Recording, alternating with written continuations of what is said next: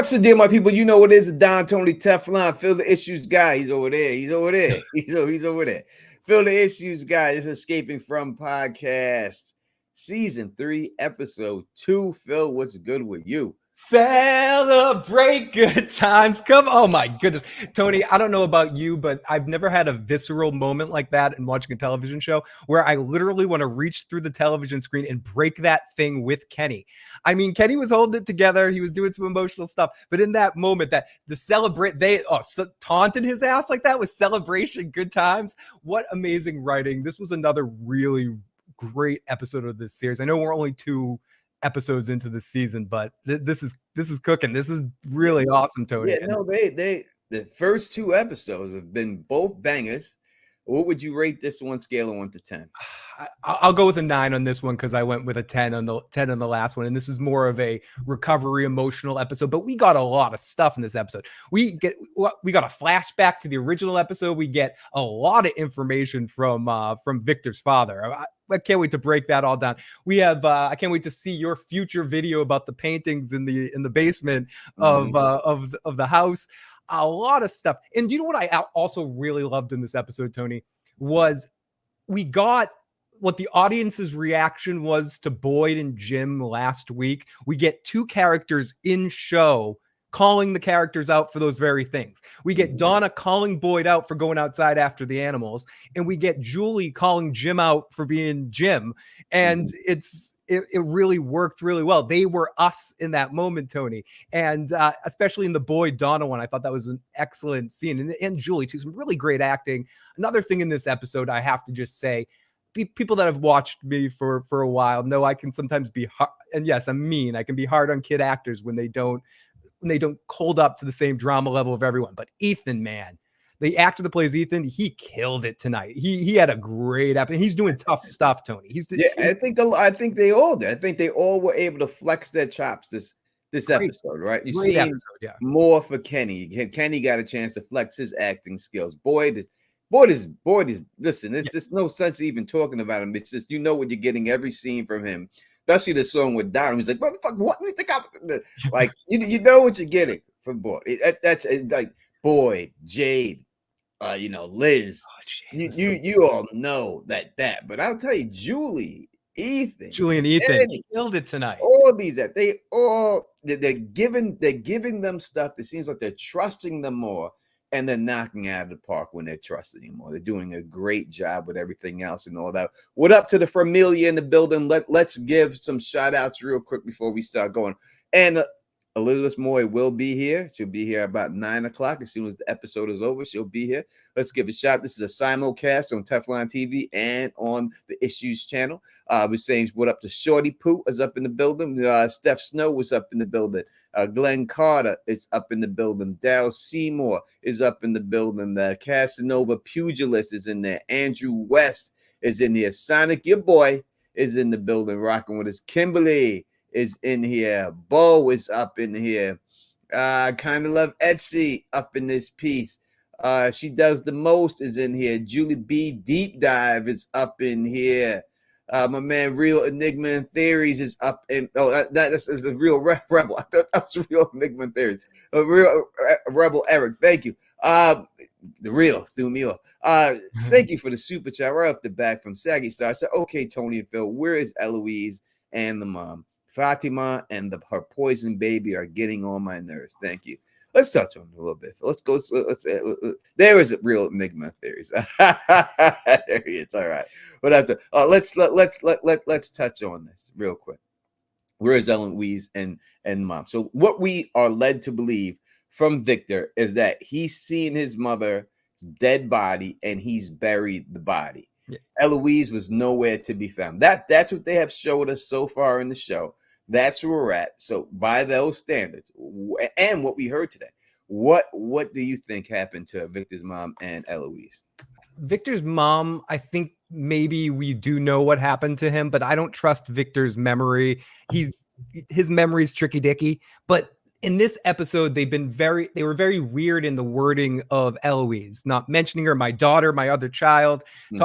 And there's been a lot of Why didn't he say? Why didn't the father say the name Eloise? He said my other child, my two Yep. children. The father was a little weird in a lot of ways, and we'll unpack that whole situation as we go on tonight. But there were some of the wording of which that he was saying stuff was very interesting, almost that he was programmed or something. That was a very weird thing. And also an interesting parallel, Tony, just for a quick side, was we had Victor in episode 1 pulling a gun, and this guy had a gun on Tabitha in this episode. And He had the exact same gun. Oh, it was the same gun? It's the same gun Victor has in the spot, the same revolver. He's got the same revolver in there. Even better so. But someone said, Dave says, I think Eloise got out. Eloise might have gone out. That's another thing. Like, that's everyone thought that she got out and she was the one who was painting those paintings. Obviously, that's not the case. No, it's Victor's mom on an acid trip. Didn't you say something about acid trips or something? I sure did say that. Go back and take a look at my video from last year. And I talked all about acid and the government being involved in the situation. I'm pretty sure I'm not just like, blowing smoke. I'm pretty sure last year you said something about acid. I said it last year. If you go look, I said, oh, they use acid. And they use a lot of different things for the Nazis were doing it to people and putting them on acid and doing things with conjoined with twins and everything else and experiments. That's the video I said it on. And I thought it was there was a lot of truth to like the we're hippies and we ditched the drugs and we decided to trip one more time. That was just a very interesting conversation between the two of them, and I can't wait to break that down even more. But that's not the question here. But where is Eloise and mom? Mom, I think's dead. Eloise possibly got out. How about you, Tony? So it's a good possibility that Victor's memory could be false, right? It could be, and if it is false, then maybe buried Eloise and not his mother. Would be buried the other. Eloise, I think, is a good chance that the mother could be inside of those huts, chilling in the hut. When we look at those huts, I tell people to watch my last video. Those huts are extremely small. They seem like they're made child size. Jim's knees are all the way up in his neck when he was sitting up in there. So they could have escaped there and just been hiding out in that whole situation over there, trying to figure out a way to go. To get out of here and stuff, and just trying to hide it and wait out, because those talismans that are outside what do we call those statues that are outside there? The totems out there are the same as the talismans. Scarecrow totems, I don't know. Yeah, they may predate the talismans. They may have first had the totems and realized they can just carve this into a rock, and it worked after that. And is the food growing there because she said that in the last episode? Kenny's mom said in the last episode someone was listening and grew some magic crops in a different area. Is that an area where whoever's living there were growing crops in that particular area, and they just found them? That whole finding the crop thing was so weird too. It's just like full crops. They just happened to show up. Like there's eggplants there too. Yeah, there was like eggplants, potatoes. There was cabbage heads. Kenny, I know the actor Kenny, they said described the season with a meme. He put an eggplant in there. That was his thing. He put an eggplant. Now, to me, eggplant only means one thing, just like peaches mean one thing. You know what I mean? So, yeah, when he said it, I was like, was Kenny getting some ass in there? Yeah, like a peach means something. It's what it means. But obviously, it must have meant for this food that was found up in there and everything else. And Tony, pause on the eggplants. Huh? no pause there. Was there any significance? And we're talking about a couple of like that, highlight points for this episode, and we're going to get into more of a full breakdown. And thank you to all of our audio podcasting listeners too that have, if you can, and you're listening to us on iTunes, give us some iTunes reviews and ratings. That would be very helpful. But Tony, is there any significance, or is it just kind of an inside joke that Donna was the whole thing with Donna's last name? She knows everyone's last name, and she's like, wait, Donna, I don't know Donna's last name. Any significance there? Is that just sort of a joke? That's weird that she didn't. She was thinking of, but Donna's known as Donna. Everyone's really there's no one on the show that the last name except for Kenny and his mother. Everybody else is really on a first name basis. But she knew Boyd Stevens. She specifically said, I don't know what Donna. So I think it was more of a tongue-in-cheek thing that the writers were doing. Like, we haven't said that yet, but I don't think there's any significance to Donna's name not being known there. No doubt. Let's take some. Let's take these super Donna chats. Martin graduates. That's Let me take these super chats. I don't want to forget them and everything else. We'll start from the bottom here. Michael Parker said, I noticed that the actor that plays Father Kotri was in the credits for episode 2. I didn't recall seeing him. I didn't see him at all. I didn't either. So that's we'll see. Where was he in episode? If we didn't see him, where could he have been? But I definitely did not see him in episode 2. C. Rick said, thank you for the super chat, Mike. Appreciate that. C. Rick said, I'm sure we'll talk about this later, but Victor's mom must have found a way into Fromville. That's how Tabitha got back. Yeah. So it seems like from what we were here that she attempted to get in there. Like she may not have been taken, and she found a way into it because obviously she's the chosen person and she was looking for this place. But why would you do that and take your children with you is my question. If she was looking for a way in, why wouldn't you just do it on your own? Why would you take your 2 children down there with you? Because it's a place that you can get to when you're not looking for it. So in that moment when she happened to get trapped there, she wasn't actually looking for it in that moment. I think there's a lot to that speech he gives later. And I'm sure we'll talk about that from now till next season. Everything he says in that, it's a place that has no time, that you got, like whatever it was. And I think one of the things were you can only find it when you're not looking for it somehow. Mm-hmm. So perhaps in that moment she thought she was just going to the supermarket.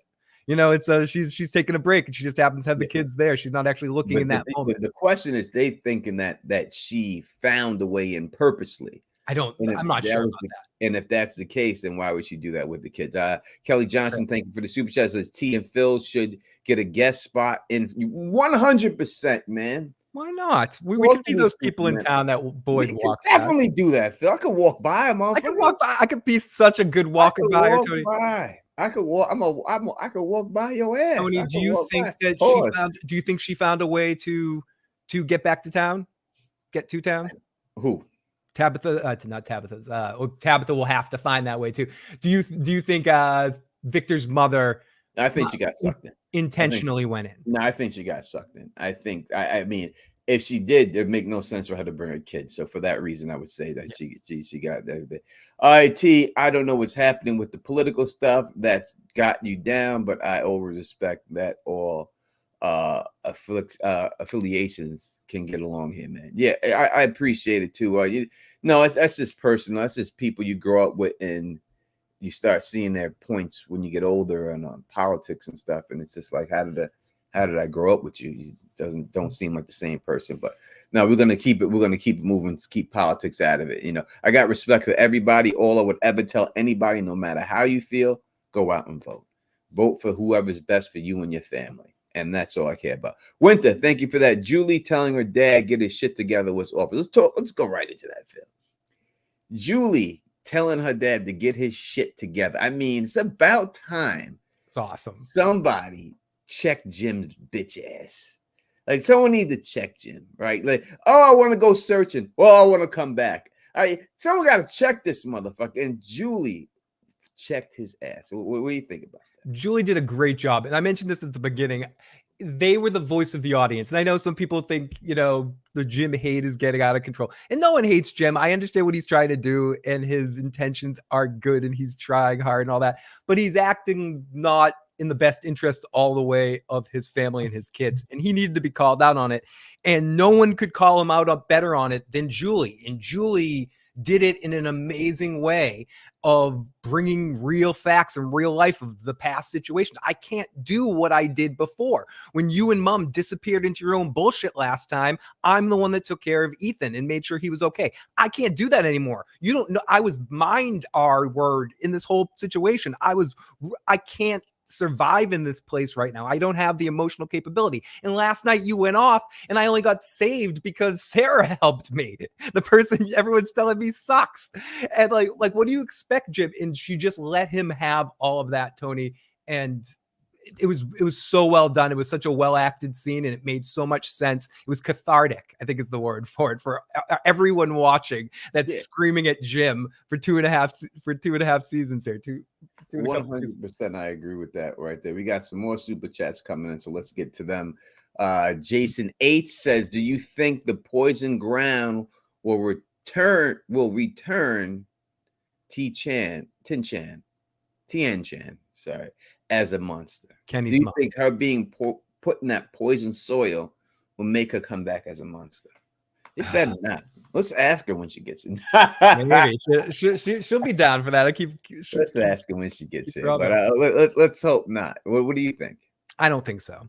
I don't think we're gonna see reanimated zombies in that way, that kind of thing on the show. But I could be wrong. But I don't think we're gonna see that. Maybe we might see her in a flash image in the way that we've seen Father Cautry or some other dead people that have popped up around town. But I don't think she's gonna be reanimated, Lady Stoneheart style.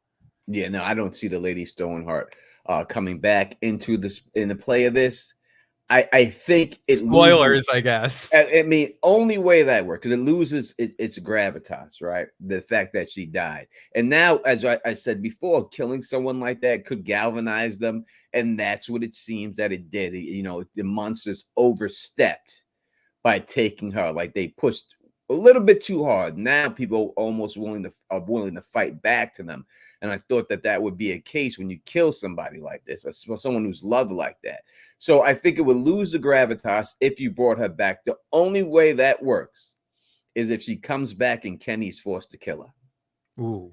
That's the only way that works. If they bring her back to life in that, and now Kenny has no choice but to kill his mom, that's all. If it doesn't go down like that, then it just would not work. That's all-time drama stuff. Yeah, 100%. The rebel Eric, he says Victor's dad didn't believe Tabitha initially, and then told Tabitha and showed her everything that his wife was doing and dreaming about. That was odd. So, yes, he didn't believe her. Why would you? Right?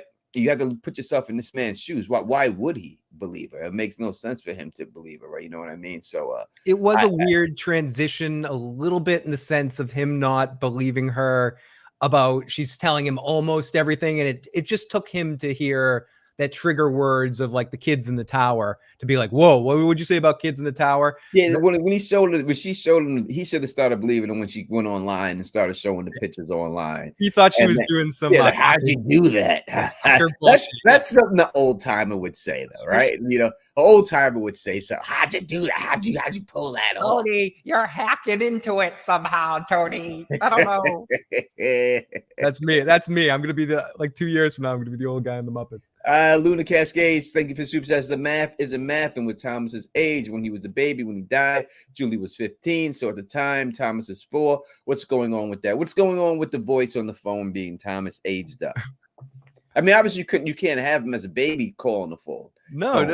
He can't do that. You can't have him. You can't have him coming on there sounding like the Charlie Brown principal. Right, you can't have him doing that. You know what I mean? So you had to age him up if you wanted to get that point across and show that that's the guy calling. But what do you think's going on? It's got to be someone just effing with Jim, right? Trying to set him into a firecracker of some sorts. I don't think this is Thomas really alive, Tony? Do you think Thomas might actually be alive somewhere? I knew they had to come back to Thomas because they brought him up too many times. They brought him up a lot. Not to follow through with Thomas.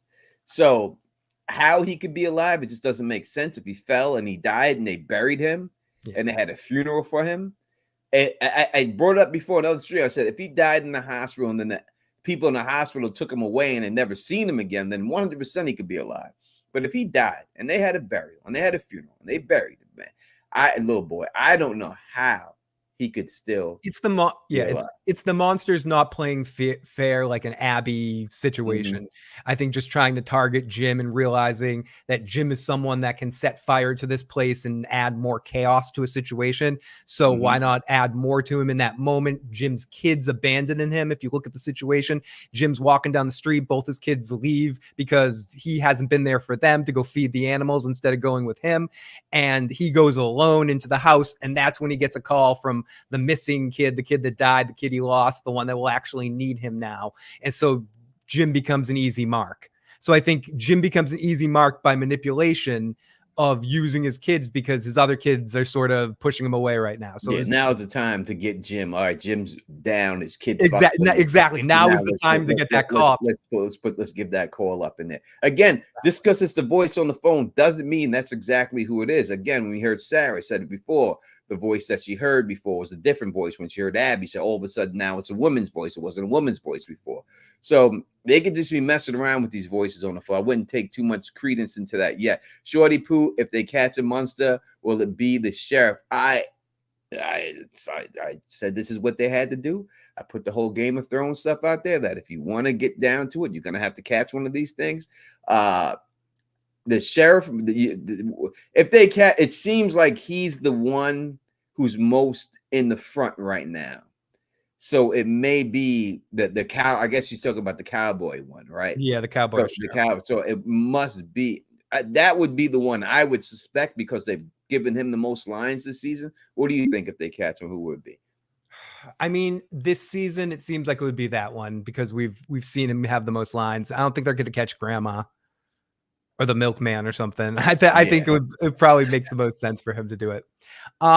We missed this somewhere. Andrew gave a super chat. He said, are the plants dying because of Fatima's child? Also, how does Tony's alien theory correspond with Victor's mom's dreams? So first, are the plants dying because of Fatima's baby? Maybe, but I think they're dying to feed her baby. I don't think that the baby is causing the bad soil just so the baby can get nourishment. I don't think that's the case at all. I think that whatever is inside of her can only eat rotted food for whatever reason. It can only eat that rotted food. You know what I mean? So that's where, but she ate that shit like she never ate before. Like she ate the green parts of the carrot and everything. Like she didn't try to diet. She ate everything. Like she was just going in there eating and everything else. So that is what it is and all that good stuff. Peter K has a super chat here. He said, is there beer in that gigantic Viking mug? I would say skull. Yeah, skull. That should answer that question right there. We have another super chat too, trying to get to more. Kelly Johnson. He says, can you imagine T boxing the bear, White Knight at the wall? If you can't imagine it, that you should be able to, because it would be a wrap for that monster. And that's just the way it goes. What up to my girl Carla Way in the building? Let's go through some more people real quick. We got over 300 people right now rocking with us. Again, Elizabeth Moy will be here as soon as the episode ends. She will be on here, and then we do have a surprise, but we're not going to tell you what that is. You'll have to wait to find out. William Waddy, Skull, is in there. That's right. It's in the building rocking with us. Miss Cinnamon Sweets is in the building rocking with us right now. Johnny Wolf. I'm just going to say Johnny Wolf is up in here. My sister, Coley Cole, is in the building rocking with us right now. And that's my real sister, blood sister. When I say it's not my sister, that's my sister. Jessica O is up in the building rocking with us right now. Nicey T is in the building rocking with us right now. We got another super chat from Luna, and she says, the poison soil represents Fatima's wound. Do we actually know Fatima's pregnant? No way to be sure. That's a very interesting point. It has been put out there that she's pregnant. They've talked about nothing else about her being pregnant. What do you feel about that? Is Fatima actually pregnant, Phil, or is she not pregnant? I mean, she at least appears pregnant to a doctor and a pediatric nurse. So whether they have... Well, she said she can never get pregnant, right? We know that. She said she never could. So she may not technically be pregnant in the sense of a human sperm has fertilized her eggs. Maybe something was implanted on her and turned her into a pod or a surrogate of some sort. But I do think she was impregnated with something and is showing the appearances of pregnancy. Otherwise, Christy or Marielle would be able to call bullshit on it a little bit. They're showing the app. It shows like she's pregnant. The falling out teeth, like she doesn't have enough calcium in her body. The morning sickness seems like pregnancy. So from everything that we've seen, I would have to say she is pregnant, but you do make a good point. We don't know if she's actually pregnant. How would we know? How could we find out if she's actually, what could they do to prove that she's actually, I don't see the baby bump or Ultrasound? nothing like that. Huh? An ultrasound or something, but I don't think they have that kind of technology there to do that. It would have to be an ultrasound, I would think, but yeah, where are they gonna get an ultrasound from? Yeah, is Where one does that come? Ultrasound just comes through the door, like, hey, I got ultrasound for you right here. Hey, I that's not gonna happen. One of these cabins will have an ultrasound machine. I mean, I don't know how. I mean, I guess I don't. I'm trying to think of. I don't want to sound nasty here, but did people back in the day, did they like put fingers up women to figure out, or just the baby bump? Was there a way? Listen, I would guess it would be listening for a second heartbeat, maybe, or something. But we're just talking ignorant. We're not doctors here. Damn it, Jim. We're not a doctor. Maybe they find a pregnancy test somewhere that pops up in there. That could happen. Nigel T said maybe the EMS truck. Does EMS trucks have? I'm sure they would have like equipment enough to do like quick tests like that, possibly. Let me see. Let me look that up real quick while you go. Let me look and see if EMS trucks are strapped down. The EMS truck is coming to town. I'm imagining that singing in the Christmas is coming to town song. The EMS truck is coming to town. Maybe the monsters are directly under the soil causing the rot. Boyd said they might have moved further into the cave. Possible. I don't know what is causing the rot. I don't think it's the pregnancy or whatever it is that's causing it. I just think it's a benefit that she happens to be able to eat it, which is creepy. All right, so I looked it up real quick, and it says yes, some emergency service vehicle trucks have ultrasound machines. Yeah. So one might be coming to town, Tony. Listen, Nigel T might have figured this out real quick. Yeah, ultrasound is coming to town. Nigel T has made up. Let's go with Nigel T's theory. We'll see if he's right on that. He said that they do. He said this. I didn't know that EMS trucks carry those things on them and stuff, but he said some sonograms and all that stuff in there. But evidently they do have that in there. We know a truck is coming to town. We know that's happening. So yeah, that may be then we would have definitive answer whether she's pregnant or not. I always looked at it that she's pregnant. They said too much and everything else like that. So I guess that's what we'll have to see, if anything else, if that's the case and everything, But it's she has a monster baby flipping them off on the ultrasound. but Tony, back to Fatima for a second here to get back to the one of the super chatters questions about Fatima. What do you think the significance, I guess, is that she can only eat rotted food? Does that mean something dead's growing inside her, some evil freaking thing? Listen, I'm going to tell you right now what's going on with Fatima. I'm going to give y'all the scoop right now. I'm going to put this in my video I drop tomorrow and everything else and all that stuff. So I'm going to let you know. Tony's on the fucking case. This is what it is. Fatima's turning into one of these monsters right now before your very eyes. That's what's happening. Listen, they used the exact same mirror that she looked in that they used Molly.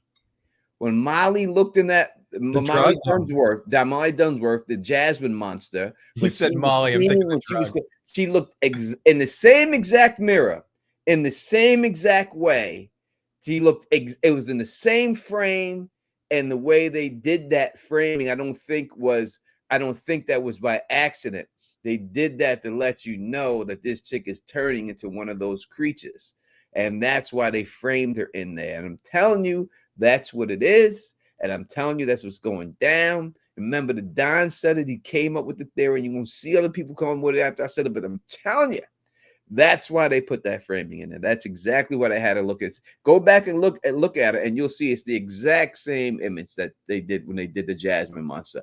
Blackhand Jack, thank you for the super chat. Can you imagine the smell after Fatima blows up the bathroom? Jesus Christ, bro. Oh, dude. I don't want to imagine that. Oh, come on. I don't imagine that. No. I don't believe women poop, man. I don't believe that. I'm still not believing that ever. Even though I had 2 daughters, I'm still in my head. I'm not believing that ever. I'm never believing it. Women don't poop. Only nasty men do. Only nasty men do. Fatima, she says, where do you think the monsters have gone? Have they gone if they're no longer in a so I don't know if they're in the tunnels. If they're and left the tunnels.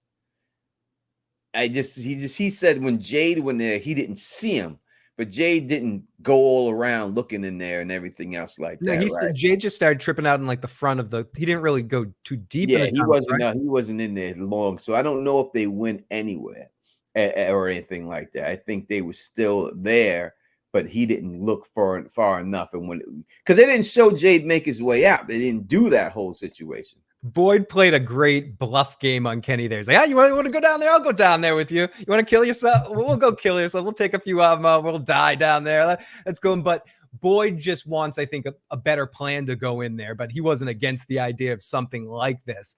I think he was just trying to dissuade Kenny from making this move while he was still so angry, because it seems like Boyd was learning from the last mistake. The mistake of going out there after the animals and all that, and learning that these guys can plan a little bit more. They're like a bunch of orcas or something. They can like plan traps for you. Mm-hmm. And this could have just been another trap for Kenny. Like Kenny seemed to not handle it okay when it first happened. He was emotional, but he didn't go breaking Kenny. And then something taunts him in the diner with the celebrate good times bullshit. And then he's ready to go down to the hole and burn. They could just want to. I would have been ready to do it. I would have been like, it's time. It's time, but time to set these on. It is, Tony, fire. but in that moment, that might be what they something. want you to do. But in that one moment, that might be what they want you to do. So it's good to sort of like take a breath and go, let's do this tomorrow. You know what I mean? Let's make a plan and not rush in there right now and go burn shit. I'm with Boyd on this one. I'm with Boyd on this. I understand, take a breath. But God damn it, I'm an axe man about action, and I think it's time to start taking some of this goddamn action. Second stop, thank you for the super chat. I think the baby is going to not be right, but I want to know if she's got a pregnancy test from the doctor's lady in that episode. Did she get a pregnancy test? And have a pregnancy test and say that she was pregnant? Maybe I'm having a sort of I don't know if it's a headcanon moment where she comes to Christy and asks her for she asks, are there any pregnancy tests? And Christy gives her one.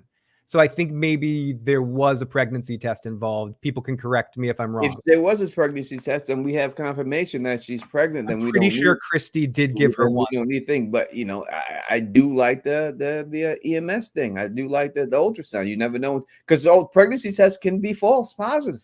Yep, many a times. And many men out there going, whoo, on those false positive. It happens. Duke's 905 saying, if it's super chat, says, what does the trolling to Kenny celebration say about the psychology of the entity antagonist? I really feel like they feed on despair. All right. So trolls. They were definitely trolling him. But listen, there is a thing called the celebration of life. A lot of people don't do funerals. A lot of people do celebrations of life now. So someone's life should be celebrated. I don't think that was the right time to say that to Kenny, but I could understand why somebody would think something like, there are celebrations of life now. What do you think? I understand what you're saying in that moment, Tony. And honestly, if we're still friends and you're there, I'd rather you party at my thing than that situation rather than be sad. I'm all about that. But in this moment, that was something fucking with Kenny. That was something trying to get Kenny to that hole to kill him too and wipe out the family and fuck with Boyd even more. What would be the next worst thing you could do to Boyd in that moment? Have Kenny go crazy and go down that hole and get his ass killed. And that would have driven Boyd absolutely maybe break him. So I think they were taunting Kenny. They were giving Kenny everything he needed to go crazy right there and wanted to come burn them, which I think is the right move. I just think you should have a bigger plan where everyone's involved, not just Kenny and Boyd out there alone. You gotta have a big plan with a trap.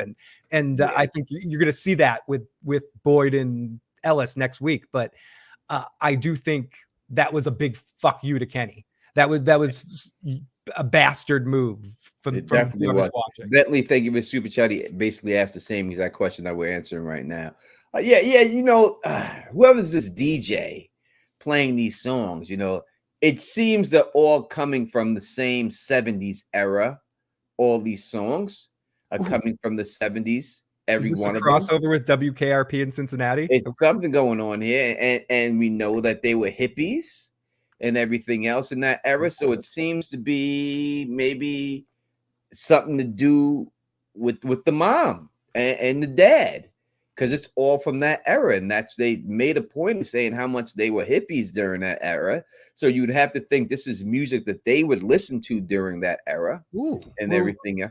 Could the jukebox be controlled by the sorry, I just had a weird stupid theory No, that go ahead. No, but no, no, I no. don't have any facts behind it. Could somehow the person controlling the jukebox be Victor's mom?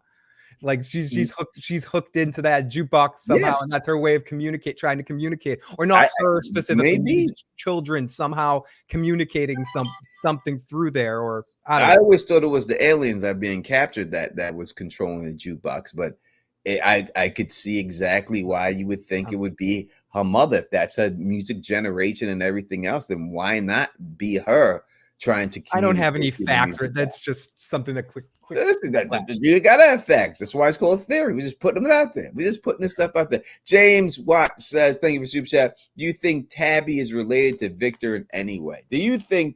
I actually had a conversation with somebody about this a little bit earlier today. Do you think that Tabitha is related to Victor? So there'd be a couple of ways. Is Tabitha Eloise? Did Tabitha grow up to be Eloise? That could be a way, or is it some type of other connection for him and everything else? I don't necessarily think so. I think the only association between them is the fact that both Tabitha and Victor's mother are slayers, or they're Buffy the Vampire Slayer. They've been chosen. They're the chosen ones to fight the evil one and try to find the children and get the hell out of Fromville. So I don't think there's any family relation, but I do think there's not emotional. There's some weird fate connection to their families because they're both chosen ones. So maybe the energy and the power of two chosen ones coming together, Buffy and Eve, or sorry, I'll stop at the Buffy comments, but both of the Slayers coming together, like Victor through his mother and Tabitha together, might be able to solve this stuff and find the children, because Victor knows everything his mother knows. So maybe there is some sort of connection that they can have with, Victor's family and Tabitha's family to get more power to be able to help find the kids. I don't know. Yeah, I don't think that they're related at all. You heard her mother on the phone. Her mother was speaking Spanish and it had a huge accent. I don't see that being a connection at all, in my opinion. We'll see if I'm wrong. And that C. Rick, he's been a member for 15 months, and he wants to know, are you, meaning me, the Don, still holding to your 100% alien theory? 100%, man. You listen, man, there's nothing that I seen here to not make me go with the alien situation. We know this has been going on for a long time, but that doesn't mean anything.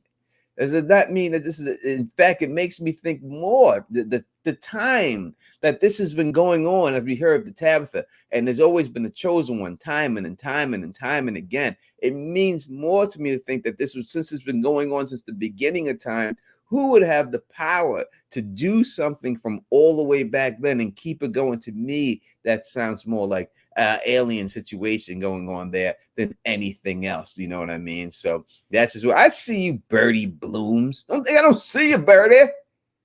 I see you, Birdie. And you can feel like you want, Birdie. And we're going to see who's right in the end.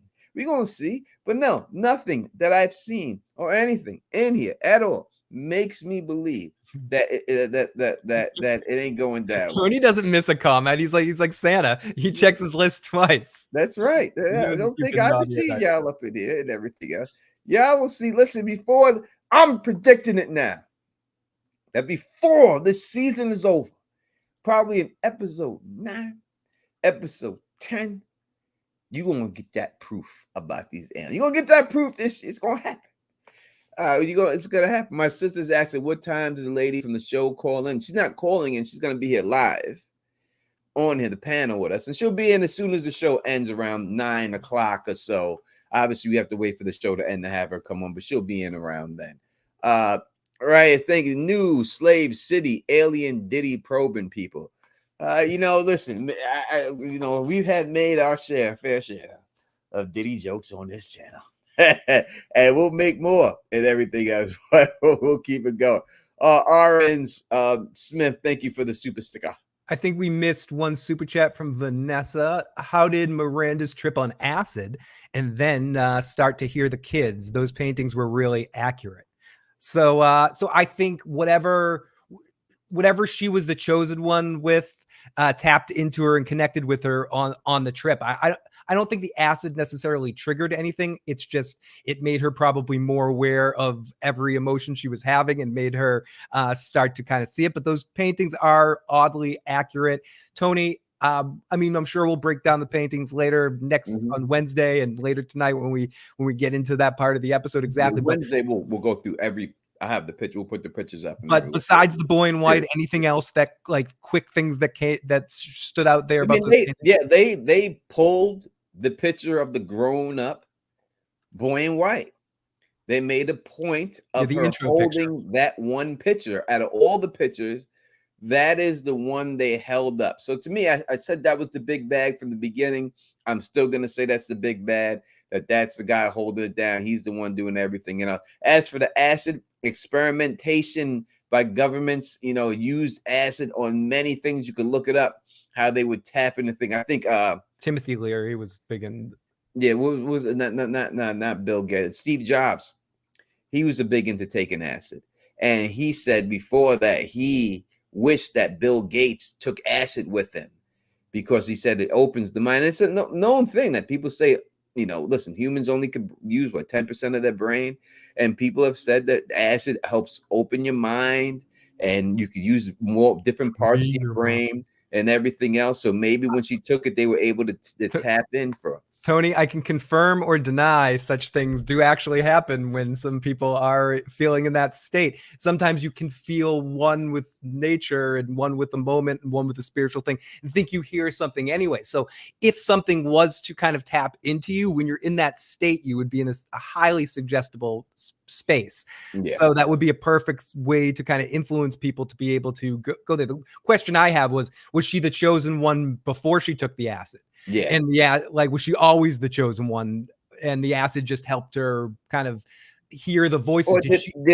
Was it going to happen regardless whether she took the acid, and the acid just made it seem like she was on acid, and that's why she took exactly. And did she want to take it for that reason? Like when she suggested it, was it not like, hey, let's recapture our youth? It was because she thought that might unlock the doors to be able to hear these voices better. It could be something like that going on. James Watt, thank you. So Jade is definitely gay. He said to Chrissy, he used to play dress up a lot. Shout out to the LGBT community.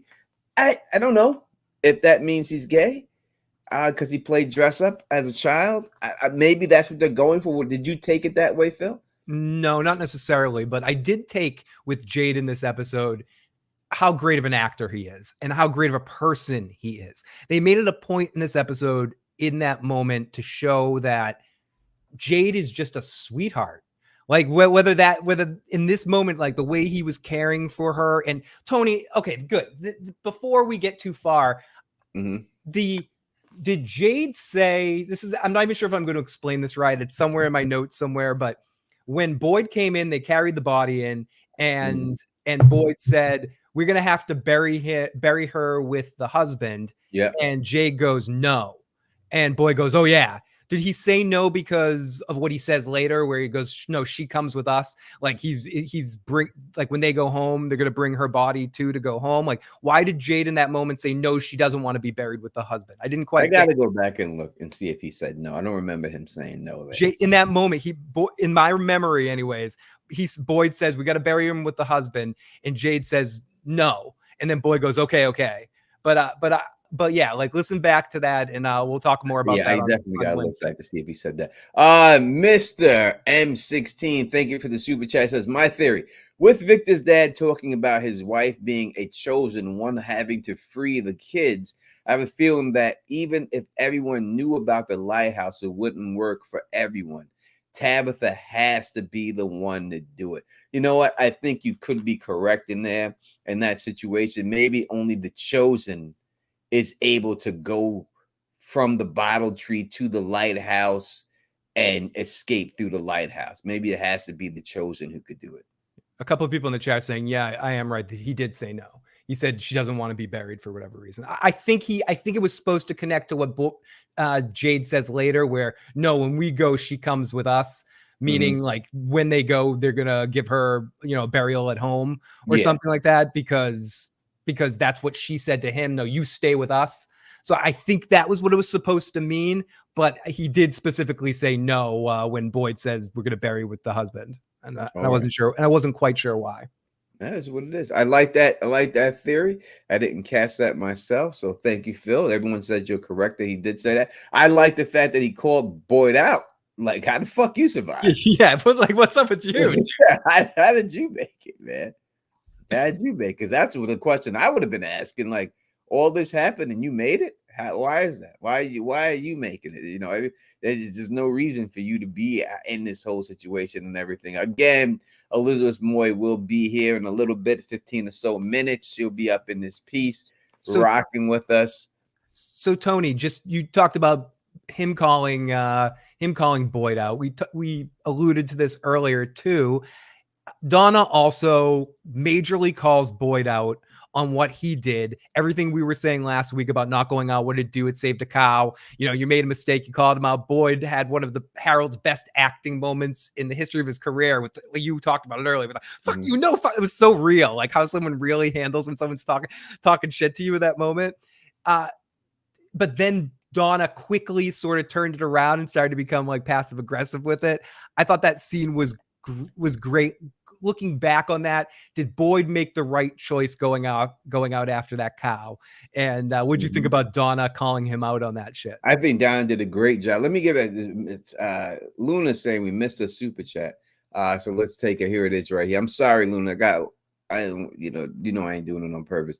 Where did Victor go? Victor came and he ran out. Said he had to go. He had a whole pack on grabbed the whole satchel and stuff. Where'd he go? We see him in the trailer with Sarah. So I would have to assume from the trailer that we've seen that he's going to go to Sarah, because that sheet that he had that he carried out, it seemed like he built some type of fort with Sarah and ripped it down. So I would have to assume that Victor went with Sarah. What do you say? Yeah, it's just either with Sarah or to some hidden spot that he has, that some safe spot, that has peaches. Wait a second, can we get likes to 50%? Listen, we are here. We almost got 500 people in the building rocking with us right now. And y'all, we ain't got 400 likes. Come on, we gotta get them likes up. Come on, let's get those likes up. You're looking at the Don Tony Teflon shirt and you're saying, well, what can I get a shirt like this? Put a link in the description. You can definitely get the shirt. I got the link. I put the link in the description where you can buy these shirts. Go check it out. Go check these shirts out. You know what I mean?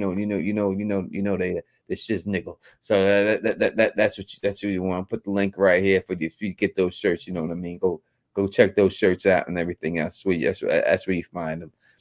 All the good stuff right there. Check that out there and everything else. So yeah, that's where I would have to say Victor went. You know what I mean?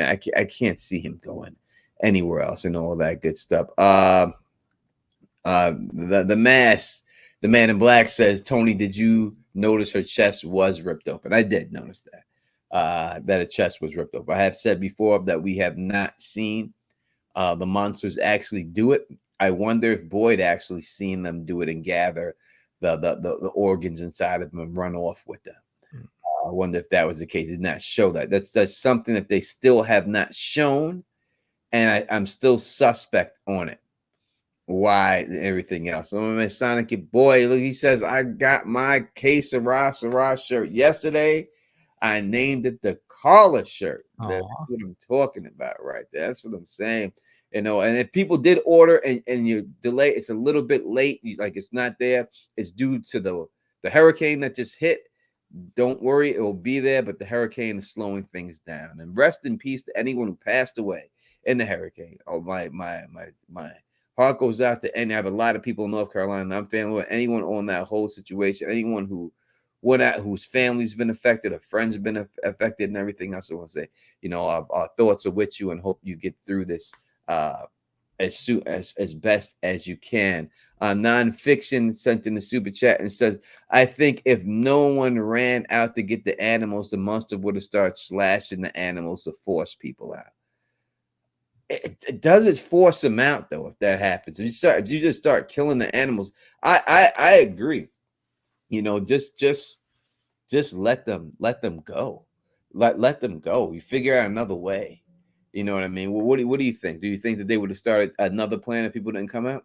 Maybe, or they would have kept trying to goat Boyd out there somehow. But ultimately, I think I would have done the same as you in that situation. You got to let the animals go. The question I have more is, did Donna let go of that because she's like, I don't want to fight this fight? You know, I'm not, does she really think Boyd actually messed up and she's going to go like talk, you know, Boyd's losing it behind the scenes? And is this the start of where people start losing a little faith in him? But I think I understand why he made the choice he made. He was in a no-win situation because I do think the monsters would have amped up the situation after that. They would have like started killing the cows in the windows or something. It was the wrong call. That was not the call to make it. It was the wrong call. You don't go out there and try to, as Donna said, you know, what's important is the people. I mean, look, they found the cabbage the next day. Like they would have been fine. They didn't have to go out there. Kenny and Jim found food. But did they find the food because she died? That's what we were talking about earlier. Did the food show up because she died and she made the suggestion about the short crop and then she died and somehow that got manifested into that being grown? Or are those somebody else's crops that lived in those huts? Lived in those cabins. You don't know. TNX. He says, nice shirt, Tony. Can't break me. LOL. That hot chip is gonna break you. If I took it, it quite possibly could, but the bottom line is I'm not going to have to take it because I'm right. When someone said something about me making up stuff, that's all I do. That's half of what I do is just make stuff up. Come on, that's the point. That's what we all do. Yeah, we're all making stuff. I'm just making stuff up. Tony actually knows what he's talking about. I don't. I'm not pretending to know what I'm talking about. I'm just having a good time. Hey, listen, I'm telling you, you people can think what you want. I said it from day one. I ain't going back on it. All right. This is where I told you these aliens is involved in this. You're going to see it. You're going to see it. And I can't wait to come on. Let me tell you, I cannot wait to come on this stream. Yeah. Y'all think you can't, people can't, you ain't going to be able to hold me back when I come on stream and you see some blue-faced alien or green alien. When that happened, I want y'all all to think of me. Because when you see me come on there, I might come on here doing the goddamn river dance. All right? The Irish river dance. You might have me come on here doing the Irish goddamn river dance with my shorty in the background watching me. All right? Hands behind the back, the whole nine. Come up in there. I'm trying to tell you, this is what's going to happen. This is what's going to happen. And this is what it is. You might see it. You might see it. And everyone wants you to eat the chip. If it is aliens, not everyone's sending in a chip video for themselves. What do they have to risk? No, they're not all eating the chip too. You know, how about some of you guys that will put the chip challenge? I don't need them to. I don't need them to be on that chip. I just need them to show up. Oh, I want to see them eat the chip. If you're right, just show up. Just show up, so I can gloat in front of you. Show up, and the gloating is going to be magnificent. Let's say what up to people. We got Glue Guns and Roses in the building. My man Regine the Great is up in here. Blessed Life is up in here. H120 is up in here. 5-star reactions in here. My man Jay Sleek is in the building rocking with us right now. We got another super chat from James, and he says, I'd say the sacrifice, the alien baby, or ain't no one going home. Good luck. If it's an alien baby, I'm telling you, Victor got to die for everybody to go. He says, Julie said, wow, almost 400. We got over 400. We over 400 people here. Make sure you hit that thumbs up. We got over 400 people in the building, man. We're going to have 500 people up in here or more. Well, the show has just ended right now, so we should have more people showing up. Oh my God, Jim's son called. Jim's son might show up. He might call in. Call-in line will be open in a little bit. Phil will get the number ready for you. I'm going to go refresh my cup before the beautiful Elizabeth Moy joins us, because she'll be right here in a second. So I'll be right back. And when she does come on and we take the calls, I'll be coming off camera for a second, screening the calls and taking people on. So get your questions ready. Keep them shorter than usual, so we can get as many calls in as possible for her. Give your name, where you're from, and what your question or comment is for Elizabeth. But I'll be going off camera for a quick second, going over here, being like, Jim will be screening calls. When we see this, it means I'll be away screening the calls, and then we'll take some calls for her when she gets on. So get your calls ready and just be as a little snappier, so we can get as many people. Yeah, let's listen. We can't KP it on the call. All right. I didn't say that, KP. Tony did. You can't KP it on the call. You're gonna be this is gonna have to be fast and furious. We can get as many people in there and everything else. Like try to keep your question like to under like a 30-second thing, 30-second thing. I understand if you want to give her flowers and praise her and all that, you could definitely do that. That's and everything else. That's what I would hope. And but if you got a question, let's get through rapid fire. We're gonna rapid fire them, man. We're gonna rapid fire. We're gonna give you like maybe 1 minute to rock, and then we out. You know what I mean? That's the way it's going to go and everything else. So the number will be. Rosa says we might actually want to give an actual time limit. But see, this is last year. What we did was had people leave voicemails. And if we find that people aren't respecting the time limit, we'll go back to voicemails. Yeah. Listen, we love KP. I don't act like KP my motherfucking man. 50 grand. You know what I'm saying? Don't think we don't. I'm just saying he long-winded. This is nothing. This is not. This is not. This is what he he long-winded, and we give him the chance to be.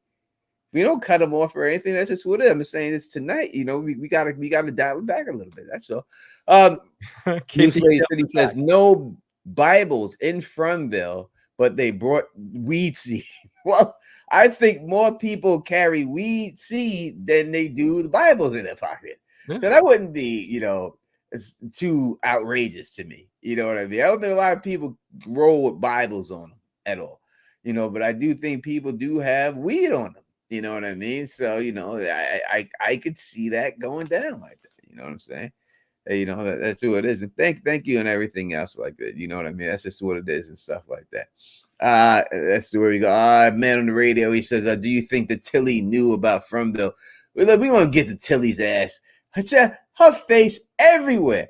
Oh, Kenny mom died. She right behind them sitting there. Is Tillie right there? Tillie is showing up too much in the background.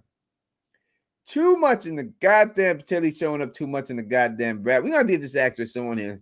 I have to confront her face to face about this goddamn shit. She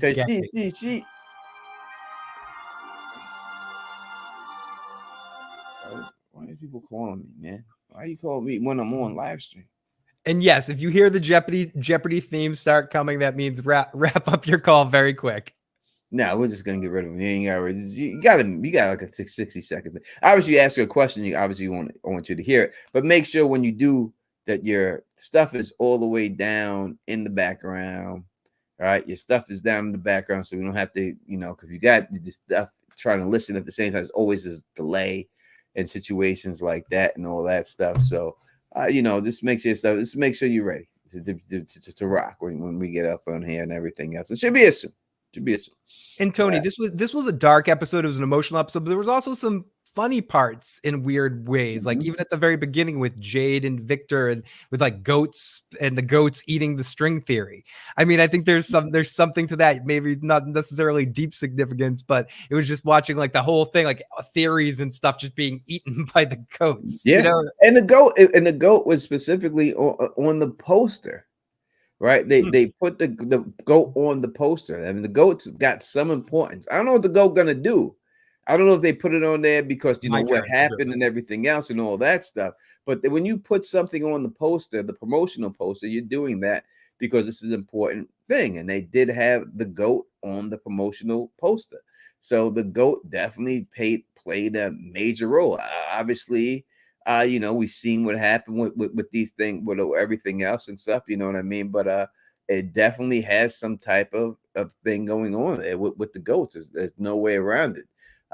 Maybe something else is gonna go. Coco, thank you for super chat. So it seemed like Fatima couldn't open the door to go in the house. She can't go in and is forced to stay outside. Ellis won't stand for that. He'll stay outside. Whether he might be dead enough.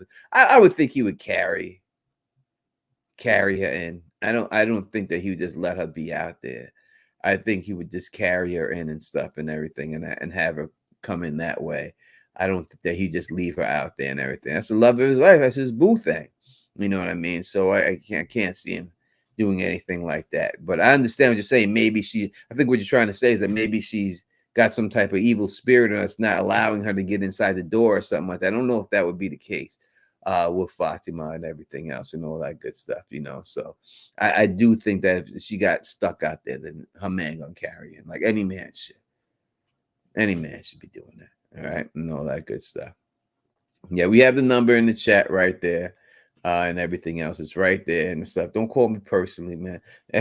I'm on live stream and all that good stuff. You got the number. Carl Away had put the number in there and everything else and all that. But her eating the rotten food is something I did not see coming. Phil, what did you is it something that you thought that would happen, or that was a twist that blew your mind? That was really out of nowhere. I wasn't expecting that. It was there's a couple of like not gross moments, but sort of like shocking, like moments in this episode. And that was one of them where she's just sort of dieting on the nasty food there. And that was one of those things that it didn't sort of occur to me to think about in that moment of something that could potentially happen, but it did. And obviously, it's, if not a dead giveaway, it's a big giveaway that whatever's growing inside her is something evil. Man, would have to be, right? I mean, why else would you eat rotten food? And this food was rotten. This like, wasn't like gross. It was just turned. It wasn't like a black spot on banana. This was gone. Dude, and she wasn't just enjoying it. She was like, oh, blah, blah, blah. She's in the corner like me eating those golden Oreos after you talked about them the other night. Like, so no, she ate that like she's never eaten before. Like she never ate before. She ate that. She was eating that like she never ate before. Like she's a garbage disposal there. Like she's Alf eating a cat. Like she was going on that. She was killing that stuff and everything else and all that good stuff. She was definitely killing it. It definitely was a situation there going on there with her eating that stuff. Danny eating the brain. Like she was getting deep up in that stuff. And I mean, I definitely think there's some significance to that in the fact that that's the only thing they made sure they said many times that regular food is sort of just naturally grossing her out. She's disgusted and turned off by it, and this is sort of giving her energy. And also the scene where her tooth falls out was really difficult. That was a pretty disgusting scene. Like I can see people get hacked up and shit, but like seeing the tooth get pulled out was a little creepy to me.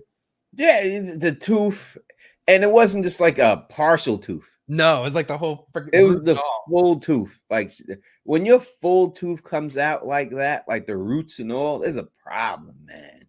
Like that ain't natural. I can see if she chipped the tooth or something like that, but when the whole thing come out like that, you know that's a problem. Hopefully, it was one in the back, because I don't want to see Fatima over here with missing teeth.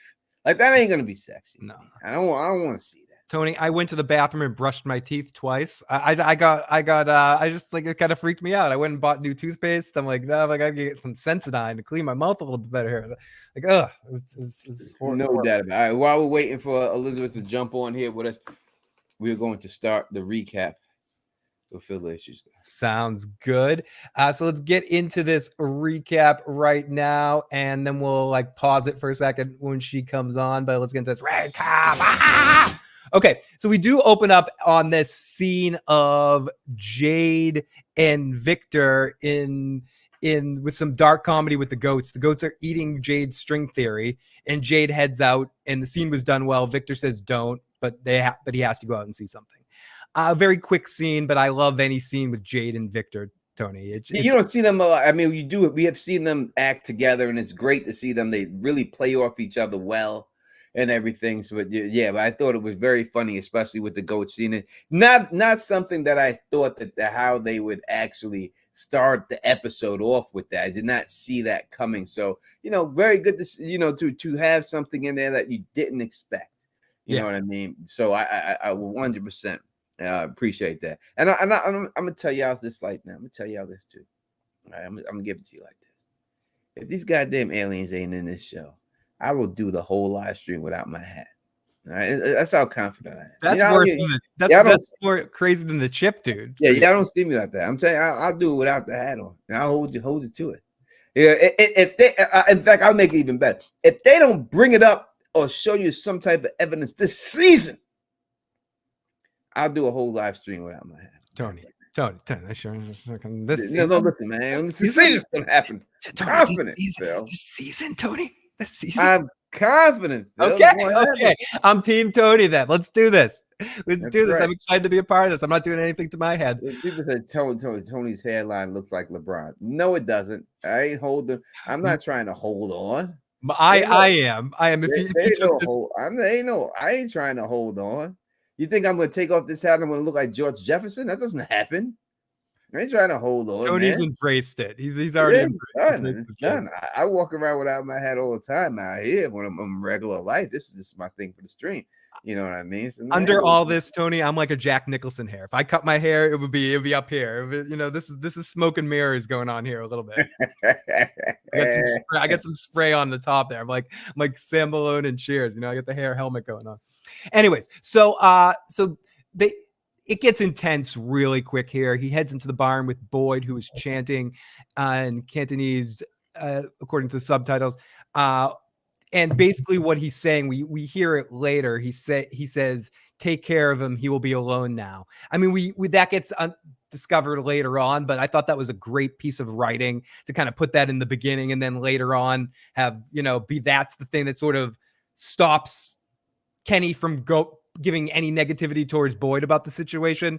When he hears this, his mother saves him one more time. I thought it was really awesome. And it kind of starts here. The monsters left the keys in the pocket. Boyd just keeps chanting. He gets uncuffed and runs and hugs her and cries and says he's sorry. Tony, this is a huge emotional scene, and Harold is acting his goddamn ass off here. 100%. He definitely did. I mean, again, what can we say about it? I mean, what can we say about the guy? The guy, he's the cream of the crop. I mean, should he win an Emmy for this? What we're talking about? I mean, it'd be hard for me to see other shows that has a better lead actor in a show like this too, because usually you like Walking, and I attribute this to like The Walking Dead, right? And when you look at like shows like The Walking Dead, they had solid actors in there. And and I'm not downing anything about that, but nothing to this man's level in shows like this. No, you know what I mean? And it just shows how great he is in there and everything else. When you see him on here and he just does his thing, and they allow him to do his thing. And it's a goddamn crying shame that he never won one for Oz or for anything else he's done, or for supporting in the Romeo and Juliet role or any of the stuff he's done. But if the fact that Better Call Saul was like 121 or 265 in friggin' awards, the Emmys can go F themselves. But that being said, I do hope Harold gets recognition, at least in a nomination, for some of the work that he does on this show, because yes, everything you said there is correct, Tony. You can expect nothing less from Harold. He's been doing this since the first time anyone saw him on the screen. A lot of people it was Romeo and Juliet, some people it was Oz, whatever, but he's been killing it ever since, every time he's on screen.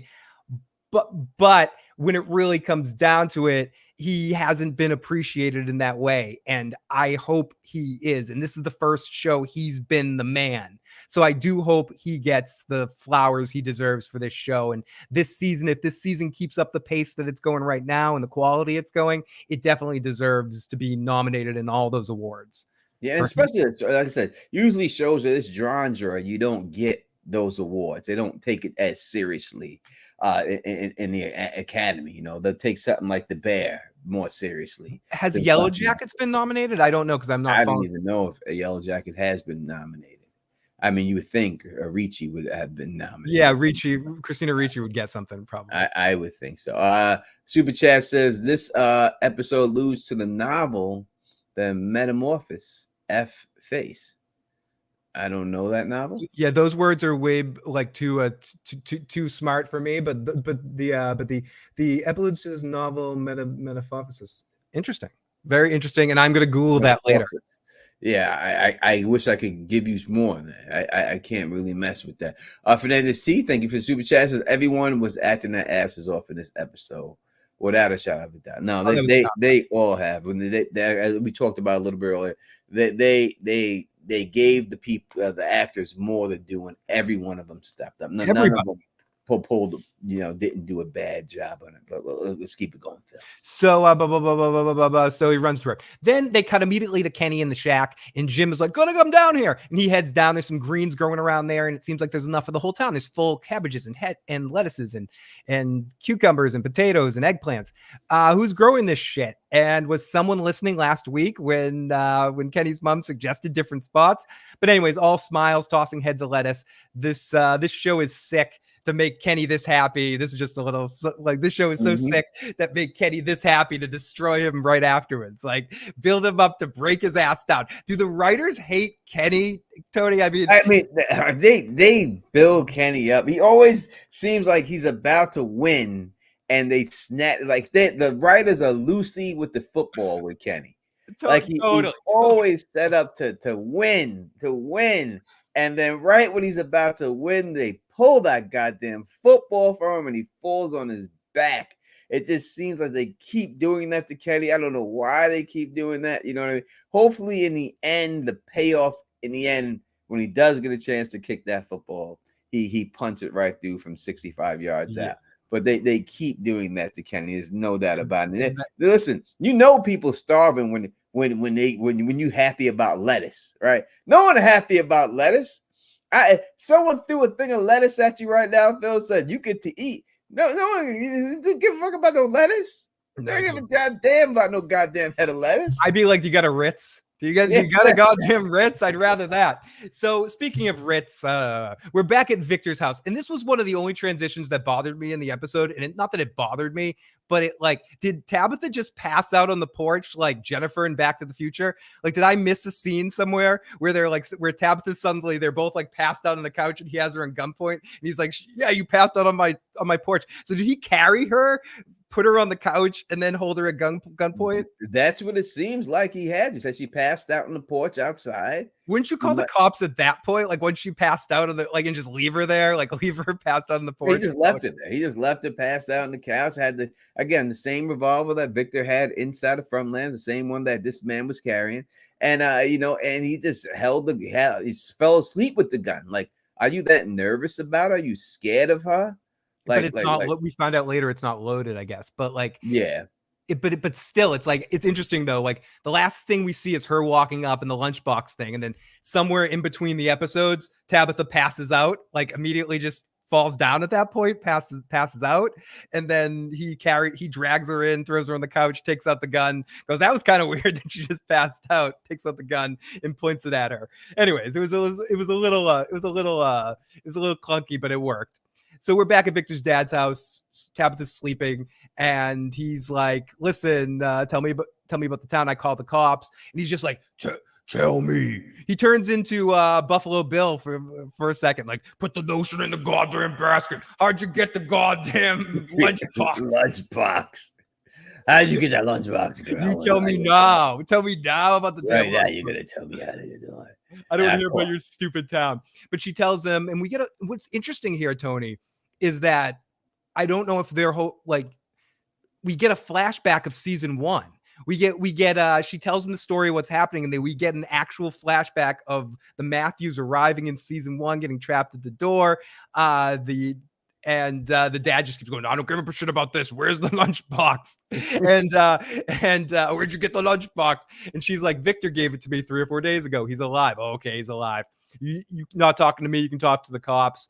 Don't tell the cops, I'm gonna sound crazy, but she says, I can prove to you I'm not crazy, and that's the end of the scene. Interesting first scene. There's a lot of these scenes between the two of them, but that was the first. Yeah, I didn't expect the flashback. I didn't expect them to do that. I appreciate them doing it to show exactly what happened. We all know what happened, but I guess to refresh some people, maybe if someone's just jumping into the season at this time, that's why they showed that. I mean, it wasn't necessary for me, but yeah, I can understand them. Why obviously they don't want to just have him sitting there talking to her and they're just talking and everything else and have the reaction shots between each of them.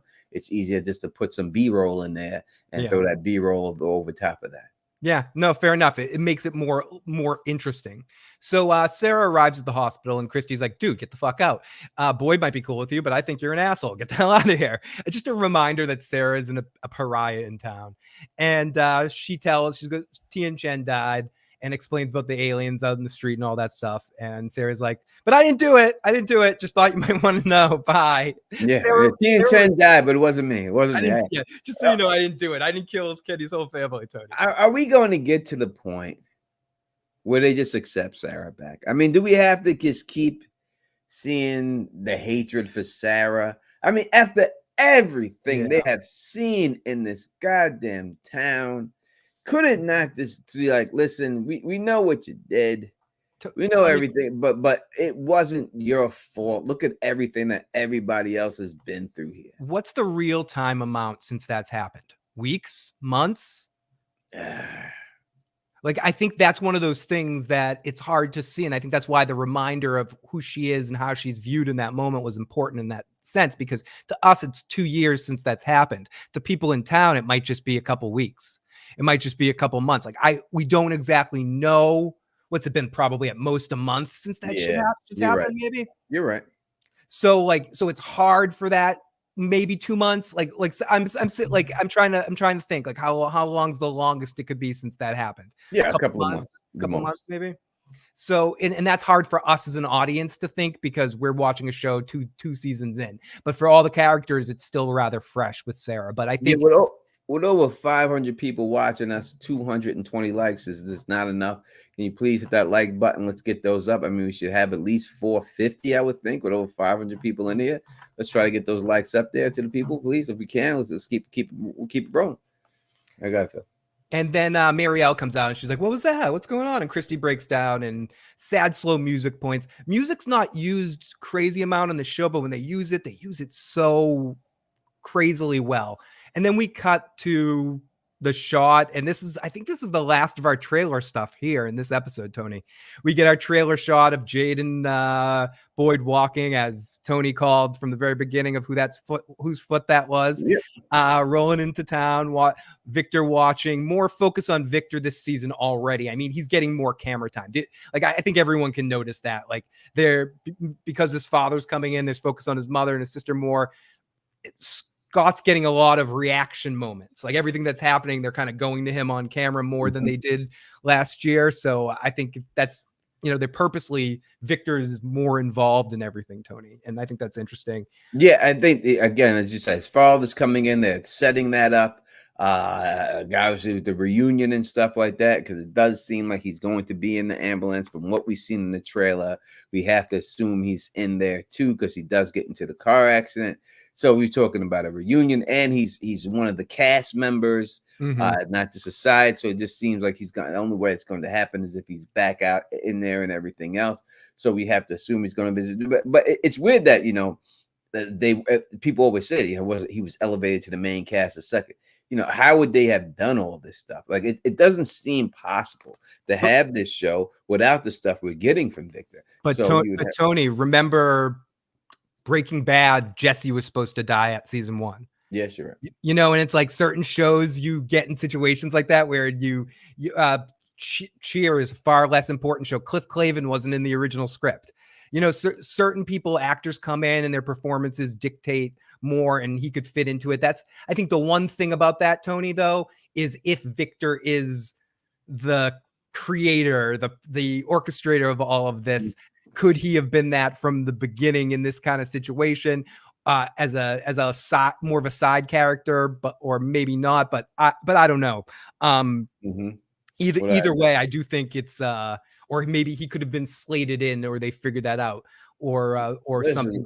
Let's give a shout out to Luna Cascade, who just gifted not 1, not 2, not 3 or 4 or 5, but 10 Teflon TV memberships. 10 memberships. All y'all, welcome to the familia. We are happy to have you. If anyone just got the membership, please give a shout out to Luna for giving you that membership and everything else. Again, we over 500 people strong up in this piece. Make sure you hit that thumbs up. But we're waiting for Elizabeth Moy. Actors on actors time. I'm sure she will be here. She's confirmed to me that she'll be here and everything else. So, but she knows the time and all that stuff. We're waiting for her. Hopefully, she'll be here sooner than later and everything else. But nothing we could do. It's all been set up, but nothing we could do but just keep the show going until she does show up. We'll just keep recapping until then. So, and then we get this beautiful, horrible scene of them bringing her into the church. And what I really like about this, Tony, is let me get to my stupid thing over here.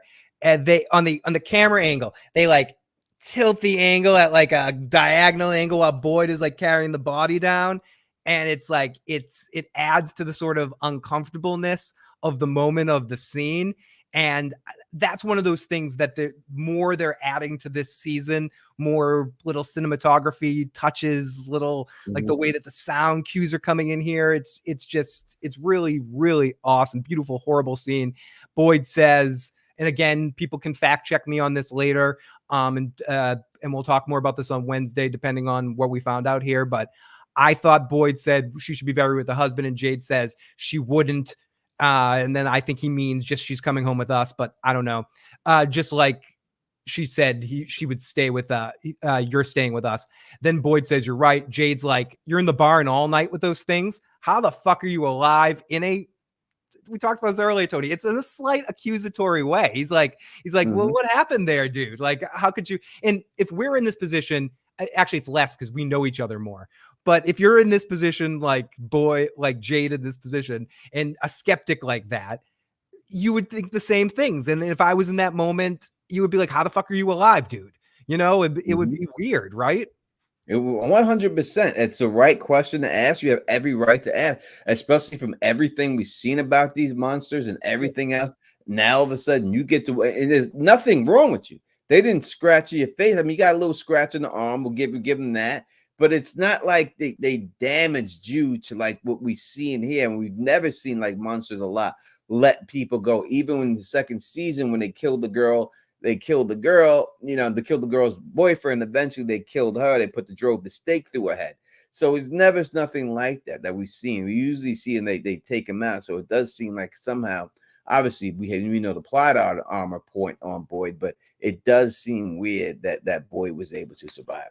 It does. And I would feel the same way in that situation, like question, because also when you're locked in a situation like that, you can't help but sort of look at everyone around you and be like, you point fingers in certain situations. But both of them, both Jade and Boyd were great. Let me put this. We skipped over Boyd's flashbacks of the actual death of her. Oh yeah, as he's walking through, and I write those things, but sometimes I zip over because I don't want to take up too much time. But yeah, he starts seeing, and we see different angles of what happened to her. Like the alternate touches of her from the front angle of all what they did. It was horrifying the way they're putting. And it's interesting that in the episode that they did, was this the first episode that we actually got flashbacks in? It's flashback, and the first episode we actually seen them, kill someone like that. But they actually seen them ripping someone apart. I mean, we've seen other people killed, but they usually flash away or something like that, or see them huddled around them. We see the aftermath. And my man from a real Enigma and Theories, he predicted that they were going to actually show the brutality of it, and and he needed to see that. And I'm glad they showed it, because you got to understand why Boyd is traumatized, as Gold Soul says. You got to show these things. You got to show exactly what happened to her. Shouldn't have happened to her.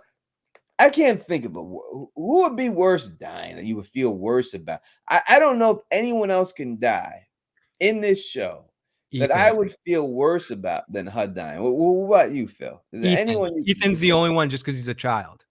No, I'm kidding.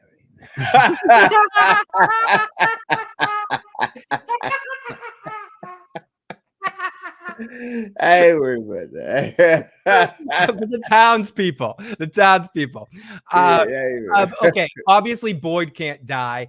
I think if Jim or Jade or Kenny or Christy or any of those characters died, you don't get the same. I don't personally get the same level of like, oh, because she's the emotional heart. She's the pancake maker. She's the person that is the sweetness that keeps everyone gives everyone a sense of living like it's real life in that world. She would take this cabbage and take those potatoes and make magic. Who's going to do that now? You know, Kenny's not doing that now. Like, and how do we? It's like with food of the soul. Like she's the one. Like something about food makes you feel like you're in reality. Like when you're in the Survivor, like something that makes you feel like you're just eating rice and eating bugs and stuff. Like but you have like this woman who's like taking those bugs and making a ratatouille or some shit like that. You know, like can make something really tasty go and can go Professor Gilligan's Island of food. We'll get to all your super chats as soon as we're done with the recap. We'll go through the super chats, so keep them coming, and we'll get to them all at the end. We'll just go right through them. It's easier that way than stopping all that. And we'll open the phone lines up too. And also, those of you that are listening to the podcast version of this, if you ever want to get your voice in the show and you can't listen to us live, and we thank you for so many views on that as well. But you can check that out at 781-990-8509. Leave a message 24 hours a day, 7 days a week. And as I said earlier, please give us some iTunes ratings and reviews. It can only help us reach more people in that way. Okay, so Boyd says you're right. So greater in this scene. Then we see the people are all watching as he's flashing back to what happened in a horrifying way as he walks through more angles of what happened to the poor woman. It's just haunting him. And then Donna comes in rolling like a bat out of hell. Like I love how Liz comes into the scene. Tony was mentioning this, and it's so true. They gave all the actors, everyone. I even loved Marielle in this episode. I thought this was her best episode, and we'll get to her in a little bit. But Donna coming in. Donna comes in like a bat out of hell, running in. Boy, it's true, and follows him into the house. And we'll get to them in a second. But Donna was amazing in this boat, just the way she comes up. But we'll get to these two in a second in the scene. But the way she runs up to him. And we talked about the scene already, the next one. Good. But we got Julie and Ethan, and Julie is comforting Ethan. He's crying, and he just wants to go see her, and she's going to be okay if he just brings the blanket. And Tony, I'm not afraid to say this was the first of many times this episode made me cry tonight when he says, "I'm going to bring her the blanket." Dude, this kid, Ethan, actor that plays Ethan, I'm not sure your name. You killed it tonight, dude. You're in contention for the MVP of the episode, Ethan, because you got weird, creepy later with Donna. But in this scene, you were super emotional, and you really felt him. And then Victor comes in and starts yelling at him. Listen, I told you, Ethan. People fucking die here. You didn't listen. Damn it. And runs out, and he's crying, and Julie's like, what the fuck? Because Julie just dealt with this crazy shit 2 days ago, dude. So great scene, Tony. I don't know. I don't even know if you're back yet, but great. Yeah, I'm here. Yeah, it's. Let me tell you something about when you get older, man. To all you young people in there, all the young people, I'm talking to you. Talking to the youngins out here, right? You're wet behind the ears, your breath smelling like Similac. I'm talking about y'all people right now. When you get older, it's more easier to be triggered to tears because I think you respect mortality a little bit more. You know what I mean? When you're older, like it means more. You know what I mean? So I think when you're younger, you think that you're gonna, you live forever and everything else. But when you get older, you get more emotion. Like now, I see babies. I smile like I never smiled before when I see a baby. I love seeing babies. Like it just makes me happy. You know what I mean? And things like that. So I can be driven to tears a lot quicker. Tony. So with all those things. Listen, I would say the tears were welling and it might have had a drippy drip out the side. There's some drip and drips going on. The older you get, Tony, I could not agree more. And I won't dwell too much on this. The more the lyrics of Louis Armstrong, "What a Wonderful World." You see babies cry. No, it's like it's true, becomes truer and truer. Like every little thing you see can sort of make you emotional. So we get Tabitha with Victor's dad, trying to prove him that everything's real. She brought him to the internet, and again, great goddamn writing, Tony. Like, what would you do to prove this? If you were in Tabitha's situation, you'd be like, take me to a computer. I'm missing. I'll prove I'm missing. And they go to the computer. And I also like, and he shows missing people on the internet. And I talked about how Victor's a nice guy, saved his family. And this guy grabs a beer and he starts drinking with the gun, waiting for the cops. He can't not drink. He's like, give me a beer. Yeah, he starts drinking, and he's like, let me get this straight. You're the one person that escaped from this crazy ass town. And she's like, yeah, Victor's a good guy. He helped save my daughter, and he's friends with my son. And this is where she says she wants to save something about saving the children in the tower. And if we save them, and Victor's dad's like, wait, what? Tower? Children? What? And the cops are here, and the music changes, and she's like, listen, don't tell the cops that this is going on. Let me stay. And one weird thing, he walks up to the cops, sends the cops away because she says the thing about the kids in the tower. One little side thing that doesn't really matter about anything. What's Victor's dad's job? Is he a baker or something? Because he says to the cop, I owe you a dozen. I don't know what he meant when he said he owes him a dozen. Like, I'm sorry to make you come over here. I owe you a dozen. Was he talking about the eggs? Maybe. Is he going to give him a dozen eggs or dozen? It just shows that, listen, the guy went through some stuff. And while he was there, obviously he's an alcoholic. His family disappeared from him and everything else. And they're all gone. And he admits that, that the people in town think that he's the one who killed his family. And he's probably still going through it. That people think. People saying donuts. There's a donut joke. It's a donut joke. I'm sorry, everyone. Okay. It was a cop donut joke. Thank you. Everyone's like, Phil, you're an idiot. It was a fucking cop donut joke. I get it now. Yeah. So you see the guy went through a whole lot of stuff and everything else and all that good stuff. So, I thought that actor also did a hell of a job this episode. Oh, yeah. I thought he did a great job of what he was doing and everything else. So he finally puts the gun down. Phil, don't feel bad. I didn't know what he meant either. Yeah, I didn't pick up on God damn it. I didn't pick up on the cop joke right there with the donut joke, but that makes sense. Steve, like, oh, don't worry, buddy. I'll give you a dozen. It was a very McNulty kind of joke. I'll give you some donuts there, bunk. So he puts down the gun and he's like, 40 years after my family disappeared, I got a gun. I never loaded it. Can I make you some food? So we cut from that to Boyd and Donna talking, and Boyd says it was an ambush. They saw me go after the animals. They led us to the barn, and it was all planned. And Donna goes with cold as a cucumber, turns to him and goes, so how many did you save? Was it worth it for an extra cow? How much better are we today than we were yesterday? You saved that goat, Boyd. Was it worth it? You can get a little goat milk, a little carrot. Was it worth it for that? No, Donna called him out the way she should have called him out. You know what I mean? Because you need to be called out. And he tried to explain his way out of it. But in the end, he was wrong. The bottom line is he forced Jade out. He took the talisman out of the house. Purple admit that which Jade had he had to come out, right? Because of what he did. He had no choice but to come out because of that. If you want to go out there and do something and risk your life for some animals, don't risk everybody in the house's life by pulling the talisman out there with you. Or go out there on your own and be Billy Badass. So I thought that she did a great job of calling them out. The only thing, and I also think this is one of those things. It's almost like a lawyer trick or a television lawyer trick. Because there's television law court cases and there's real court cases. In television court cases, it's always like you say this thing and then the judge goes, jury, ignore that the lawyer said it. And it's like, it's been said anyway. Donna says all of this to Boyd, like, you're an idiot. You screwed up. Boyd throws like his amazing Boyd tantrum. And she's like, okay, I'm wrong. You did the right thing. But she already said it, and she's like, it's all, and then she You don't gotta keep beating them down. Exactly. Because you need them. You need them. You need them. So you can't just keep stomping this dude and just make him not believe in himself.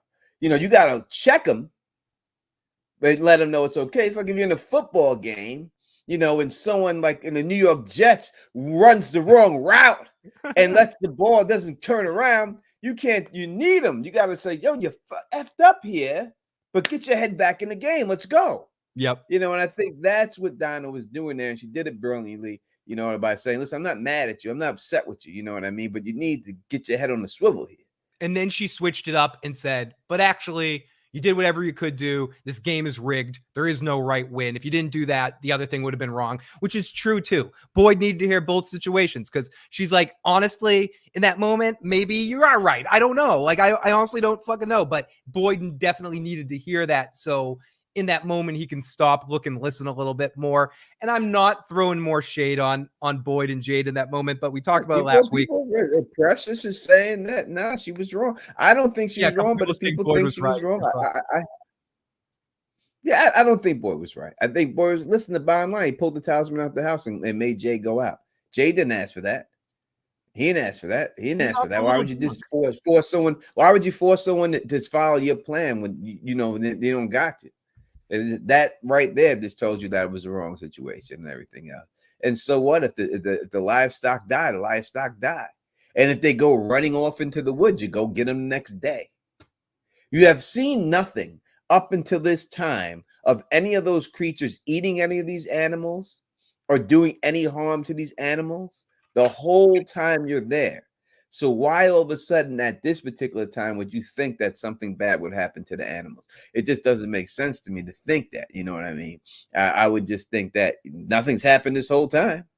If they wander off into the woods, then they wander off into the woods, we'll hunt them down. Like we have hunted them down before or whatever, you know, when we first found them. So I don't like, again, I know knee-jerk reaction, 100%. 100%. I could definitely give him that. You know what I'm saying? It was a knee-jerk reaction with when he had a couple of drinks in him too. Like they were drinking real alcohol, not that shit synthahol that Jade was working on. They were drinking a real bottle of something. The two of them. That happened to me last night. I went out to this place called the Bacon Fest. I was out at the Bacon Fest. Sounds freaking delicious, Tony. I was at the Bacon Fest and this place I'll give a shout out to them. Stump City Brewery was there, and they had their, you know, the ale, and I was drinking their Oktoberfest. And I'm drinking light beer and stuff like that. I'm telling you, after 2 cups, the Don was feeling it. 2 cups of beer, this thing. I was like, yo, here we go. You know, this right off the bat, you know what I mean? You drink that good stuff, you know, it hits different. It hits different. Yeah, it hits hard. Okay, so she goes the cows and real quick. You ready, Phil? Absolutely. All right, so we are waiting for Elizabeth Moy to come in here. She hasn't shown up. I don't know if she's confused with the time because it's supposed to be an hour here, hour there, so maybe something else. But to rock with you right now, we got my brother. I talked to him. He's gonna jump on there. He'll be with us here next week for the whole time. But for right now, he's going to jump in and say hi to y'all. That's my man, Nathaniel. Hey, what's up? What's going on? What's going on? Good to see you guys again, man. Good to see you both. Good to see you, man. How you been, man? How's everything? Hey, it's been beautiful, bro. It's been beautiful. The past year has been really good, you know. Amazing year shooting. It was like super cold, but I got to shoot in the studio, so I was just vibing with everybody and like, yeah. Amazing. So we just got back from LA. I was hoping I could see Liz because Liz didn't get to make it down. But yeah, just got back from LA. So much love out there. And because Elizabeth Moy, she said she was in LA. She told me she went to California. She did. Like, last week I spoke to her and she was like, "I'm in California right now." Oh shoot! I must have missed it. Dang. Yeah, that's what I had it last week. And she was like, "I'm in California right now."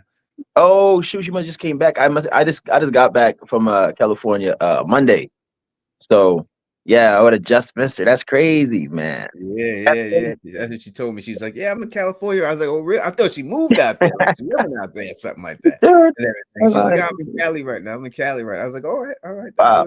That's what's up." Cali's beautiful, man. I caught it nice too for me. Like it wasn't even hot. Like I heard, like just like 2 days before I showed up, they said like it was like Let me speak American right quick. It was, hold on, like 100. I don't know, 100 degrees. That sounds crazy to me, but it's like 100 degrees. But we got down there. It's only like 60, 70. It was beautiful. Oh, Man. you were lucky. You were lucky then. You were Mm. lucky. You know, they be trying like- to hit you like you go to Arizona and it'd be 102 and they be like, that's a dry heat. That ain't no dry heat, man. Easy, yeah, it's not- That's a heat. Yeah, I know the dry stuff. That's hot. I know what hot is, man. Ain't nothing dry about that and everything. But Not at all. So I would say, are you gonna be joining us next week? I'm gonna keep you on that because I know you got stuff to do and everything else like that. It's Sunday night football, so we just watching the football game. We're gonna put on the next episode of From, right? Me and my family out here. I'm in all right. Brantford, Ontario. What football team do you cheer for? Tennessee. Titans. Titans. No, you been in Nashville before? No, man, not yet. I got to, right? Because I'm a musician too. So there's two reasons I need to go. I need to go for music, and I need to go to see my Titans play for the first time in my life. Like, All right, yeah. that's what it is. We're gonna get you to town. I got mad hookups in Tennessee, bro. Please. I got mad. It's funny too. It's funny too. Like my cousin upstairs, named Joaquin. He's from Tennessee too. So yeah, and he's a football guy. So I got mad hookups. I got you out there. Don't worry, I got you. I'll take care of all and everything else. And all that good stuff like that. All right. And people are saying Elgin can sing. Yes, he can sing. He can sing. He won't sing right now, but yes, he's a very talented singer and everything else. But shooting the season and everything else, how compared to last season, what would be the biggest difference between shooting this season and last season? The biggest difference. For one thing is the weather.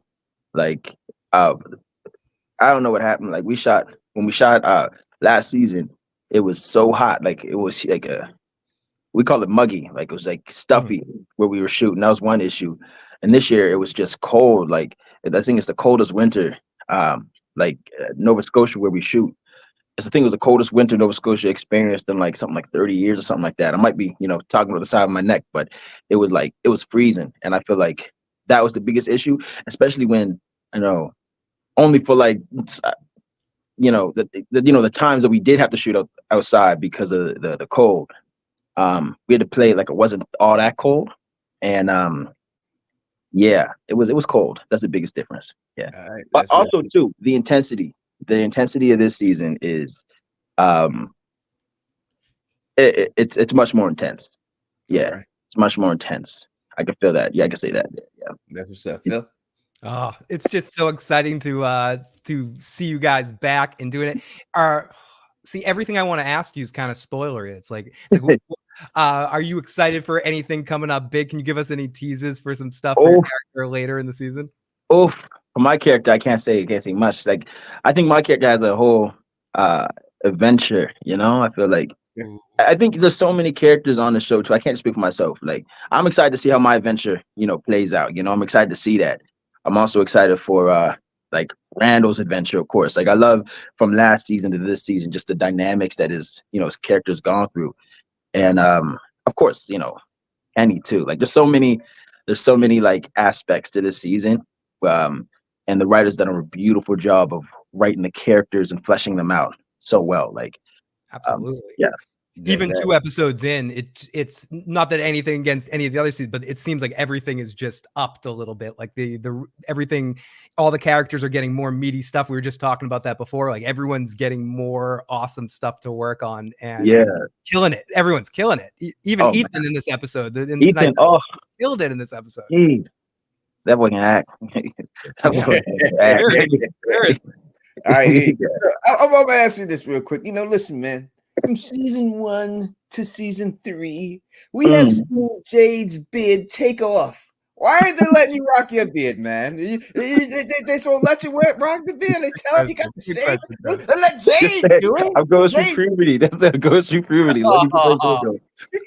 I don't know. I don't know. I tell myself because it makes me look handsome. That's why I feel like, without the beard, I'll just kind of like a dork, and I feel like that kind of really works out for him, right? But that's what I tell myself. I don't know. I want to grow a beard. We'll see. I'll try to talk to John again. Let Jade go. He's Santa Claus right now. I know. Hey, I said to John, hey, can I get my beard back? And he said, no. All right, No. we're gonna open the phone line. Let you take. Can you take one call? Before I Oh, know you for sure. Yeah, for sure. All right, we'll open the phone line. If you want to ask him a question, you know the phone line. Please put it in the chat real quick and everything else, so that you can call in and ask him a quick question and stuff like that. He's gonna be back next week. He's gonna be in next week, and then we'll flash everything out when he's just jumping in here, doing me a favor and all that good stuff and all that. So 781-990-8509 is the number to call. The Jets took a terrible defeat today. I'm really upset about it. This is a stupid loss. Yeah, the fantasy team taking heat too. I Garrett Wilson on the fantasy team is garbage right now, bro. And it's good and it's garbage, and I can't win nothing, and I don't understand it. You're telling me, man? Like I had CJ Stroud on my team, and that man shot the bed the first 3 games. Like the games I could have won on fantasy, I lost because he wouldn't put numbers up. So yeah, I had Aaron Rodgers, Breece Hall, and then I have the Green Bay, Josh Jacobs. He do nothing for me.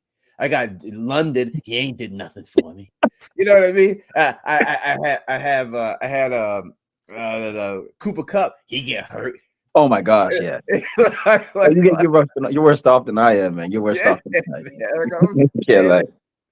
Like the first week, I was the highest score team in there. Now it's like, London went off the first week. Yeah, it's like every team that play me is I've given up the most points.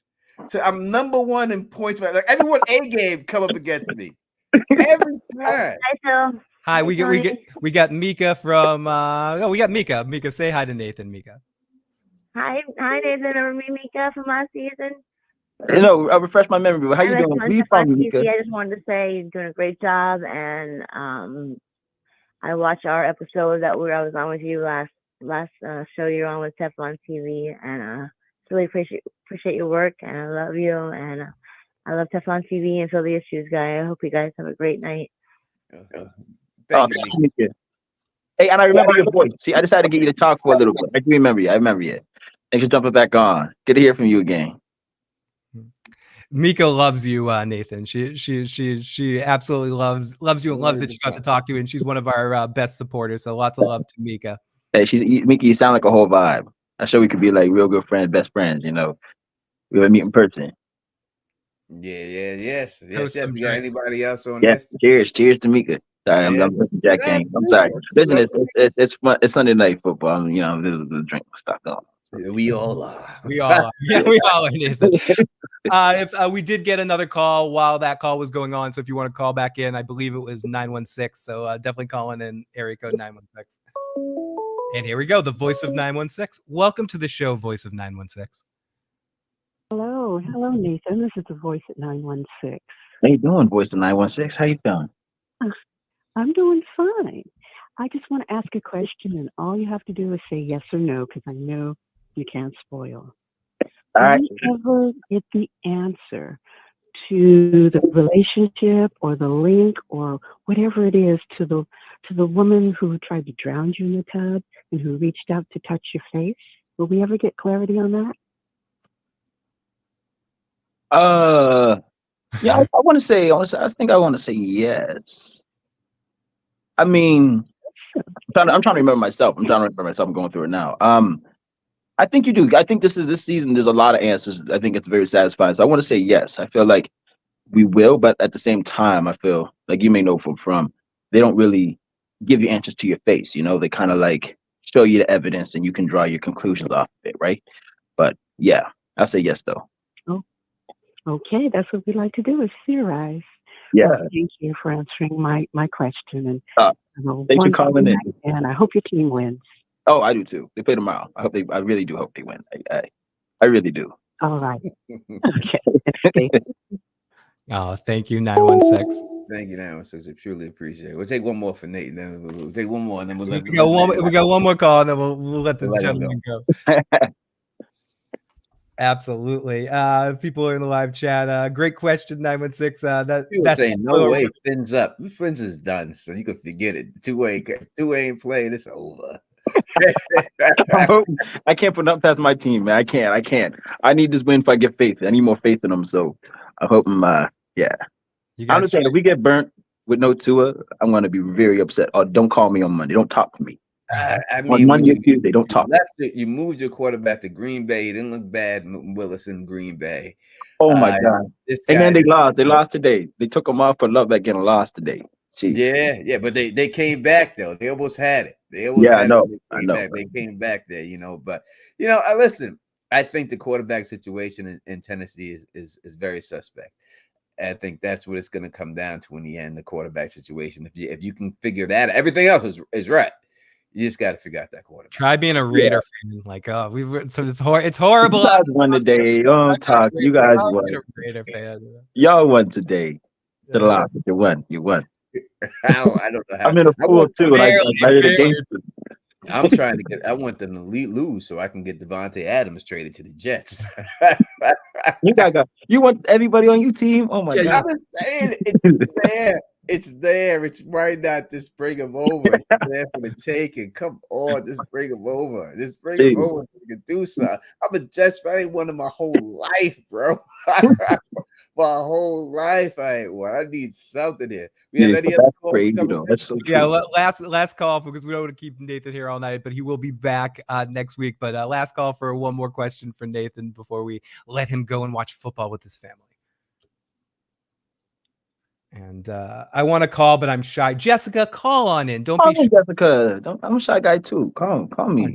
Jessica, don't be. Come on, you're gonna do this to Nathan. Nathan wants to talk to you, and you're shy. Come on. Yeah, I'm shy too. I'm very shy. Come on. Tony's gonna go hatless this year. Oh no, we're gonna talk about that. Let's talk about this. Tony's made some theory claims that if they don't come through this, he has to do a few shows without the hat. I'm gonna be right. Bro. I ain't worried about it. I'm gonna be right. Oh, here we go. Area code 602. Welcome to the show, 602. What's your name and what's your question or comment for Nathan? Hello, everyone. This is Tabitha. How is everyone? Everybody's good. How are you? How you doing? Good. I'm so excited. I always think I win, like when I get a call, get an answer on the phone. Okay. I love LJ's character. I was just wondering, like, the first episode of season 3, was he like really sleep deprived, or is like Tillie giving him like some acid? Like, so I'm trying to figure out like why he keeps. She's drugging me.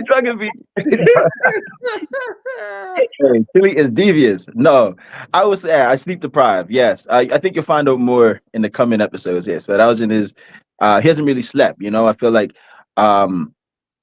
that's something that's been a big trouble to him this season so far. Yeah. So he just like very, very sleep deprived, and okay. Yeah. I was just figuring because he's sitting next to Tillie, and Tillie may be giving him some stuff to make him like trip. Yeah, that's true. That's a good theory. She's shady. Yeah, she is kind of shady. She is shady. Question it, dog. All right, sweet. Keep doing your thing. I am so excited about like Tony Teflon. He's the one that introduced me to this show, and because I was like depressed about House of the Dragon, I was like, I gotta watch something really good, and this is a really great show. It's like Thank you. House of the Dragon. Aww. So you guys are awesome. Thank you. Thank you. No, thank you. Those words are encouraging today. Yeah, let's give these guys that budget though. Let's give them the HBO budget. Let's do it. You gotta take it, Phil. Take it. I'm sorry. We got one more. This is it. This is done. Area code 212. Well, welcome to the show. What do you have to say? What do you have to say, 212? Oh, hi. That was quick. I do have a question. So Nathan, I do love your character, by the way, because you have that edge of like mystery where it makes you wonder, like, okay, is this guy like a time traveler? Was he there before? There's a lot of ways that we could think about your character, which I love. So I know there's a lot more to come. One thing that I'm curious about, just from the actor perspective, and when you're on the set, are you given just sides where you basically just know what your scenes are and nothing further, or do you guys have an idea of what the overall answer to what's going on is? Like, are you kept in the dark, or do you guys already know what the overall arching ending is, and you're just playing out your part? I think what mostly, kept in the dark, right? Um, I feel like, the writers really like the characters that are on the show, and they put them in situations to see what will happen, if that makes sense. So, um, they're also, this is what my belief has to be, because I believe that, like, they put us in situations to draw the story out a certain direction with our characters and see what happens. Because I ask them sometimes, like, I'll ask her, like, do you know, like, what's this leading to? And they're like, I can't say nothing. Just like, Okay. just do what's on the page for this part. At most, I know maybe an episode or two of like what's happening with my arc, but most of the time, it's I just got to make like an educated guess and theorize. And if I'm wrong, they'll redirect me. Yeah. Okay, that must be tough too, because when you're acting, you kind of want to know, okay, what am I acting like? If you kind of know, I guess, what's going to happen, you can maybe give a certain performance, but at the same time, I could understand where if you're living in a moment, then you're just acting in the moment, Yeah. and that's what it is. You don't Yeah. know what's going to happen the next season. That probably helps with the acting too, because you're just living in the moment. So that's kind of cool too. Yeah. Yeah, and that's it. It really is just living in the moment, like breathing and playing with your scene partner, and enjoying the ride. Because like I could tell you from episode 1 to episode 10, like my impressions of where I believe the story was going was nowhere close to it, right? And I just have to like pivot on my foot once the new episode comes out and prep. Like, and sometimes we're working on, let's say, episode 1 and episode 2 comes out. Like, I'll finish filming episode 1 and the next day I'm on episode 2. So I got to really like just be present and do what the scripts are saying, and not like make too many decisions before I get onto Okay. that, if that makes sense. Yeah, I do prepare, but I have to be open for things to change with whatever circumstances are shown on the day. Okay. I do appreciate the time, but just based on what you said, one last thing. Was there anything that surprised you that you had to all of a sudden do with your character where you didn't know? You're like, oh, was there a certain scene or something that happened already that we already saw where you were surprised yourself? Yes, yes. For example, the van scene, when that script came out, I was extremely surprised because the direction I thought Elgin was going, I thought like, he's gonna be scared of everything, he was shy, he was like timid, and I thought like he wouldn't really step out against his biggest fears like that.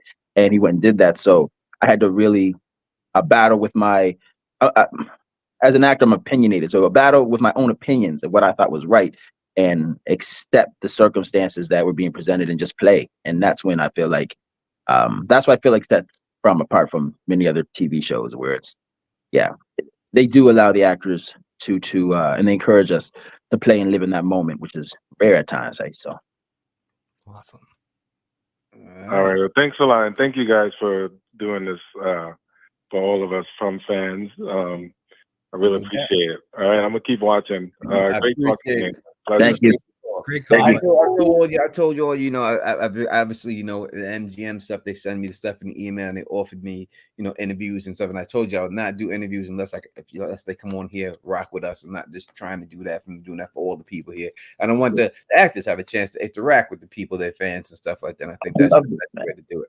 I love it. I love it. That's what. All right, I know you got once again. We're gonna let you go. We'll see you next week.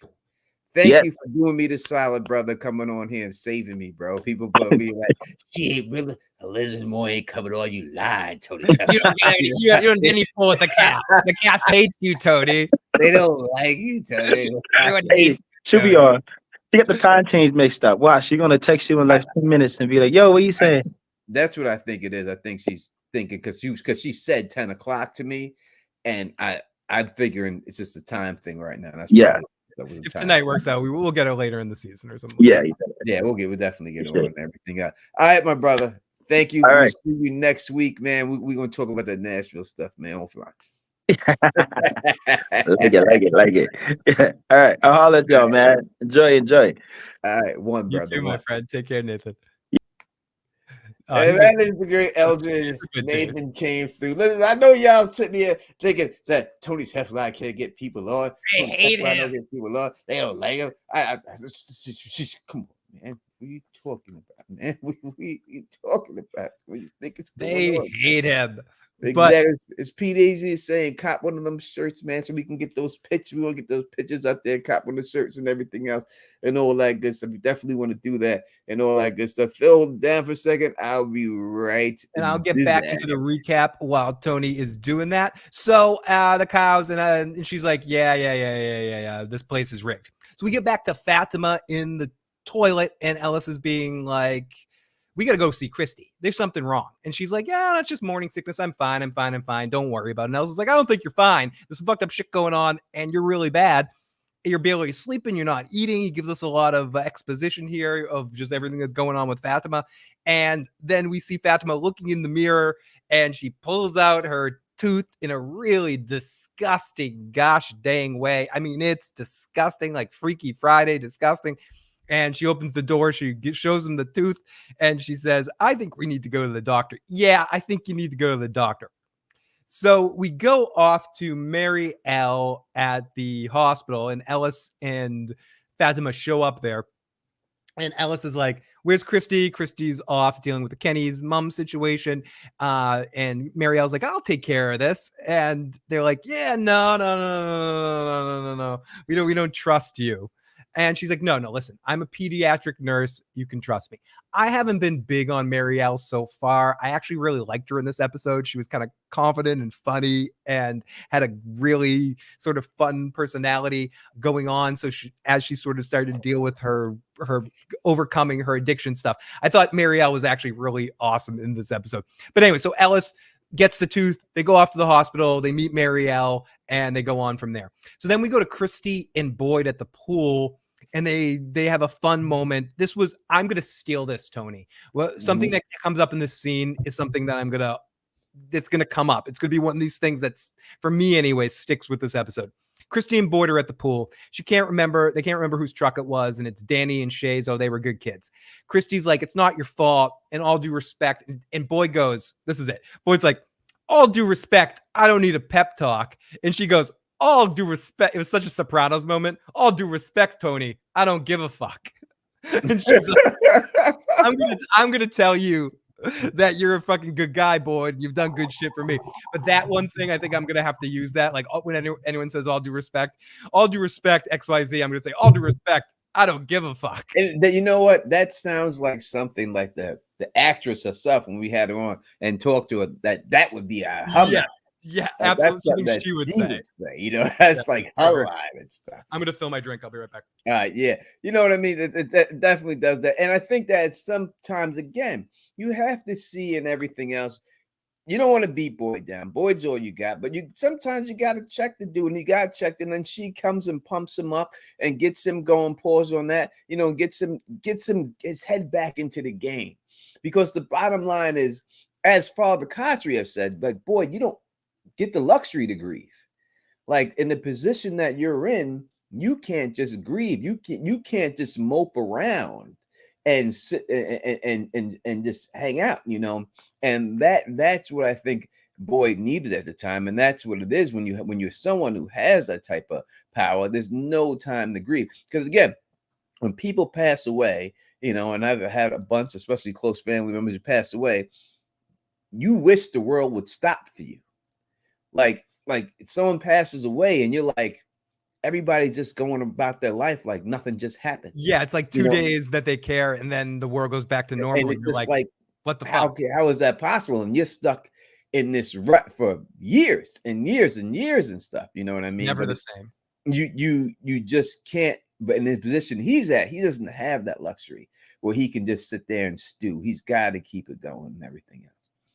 100%. So true, Tony. And like, and just with that thing with losing. Anyway, so Christy and Boyd are at the pool, and she says he's good shit about him. And Kenny comes back, and Kenny's happy. And this is where this show is friggin' twisted, dark comedy mixed with like horror and sci-fi.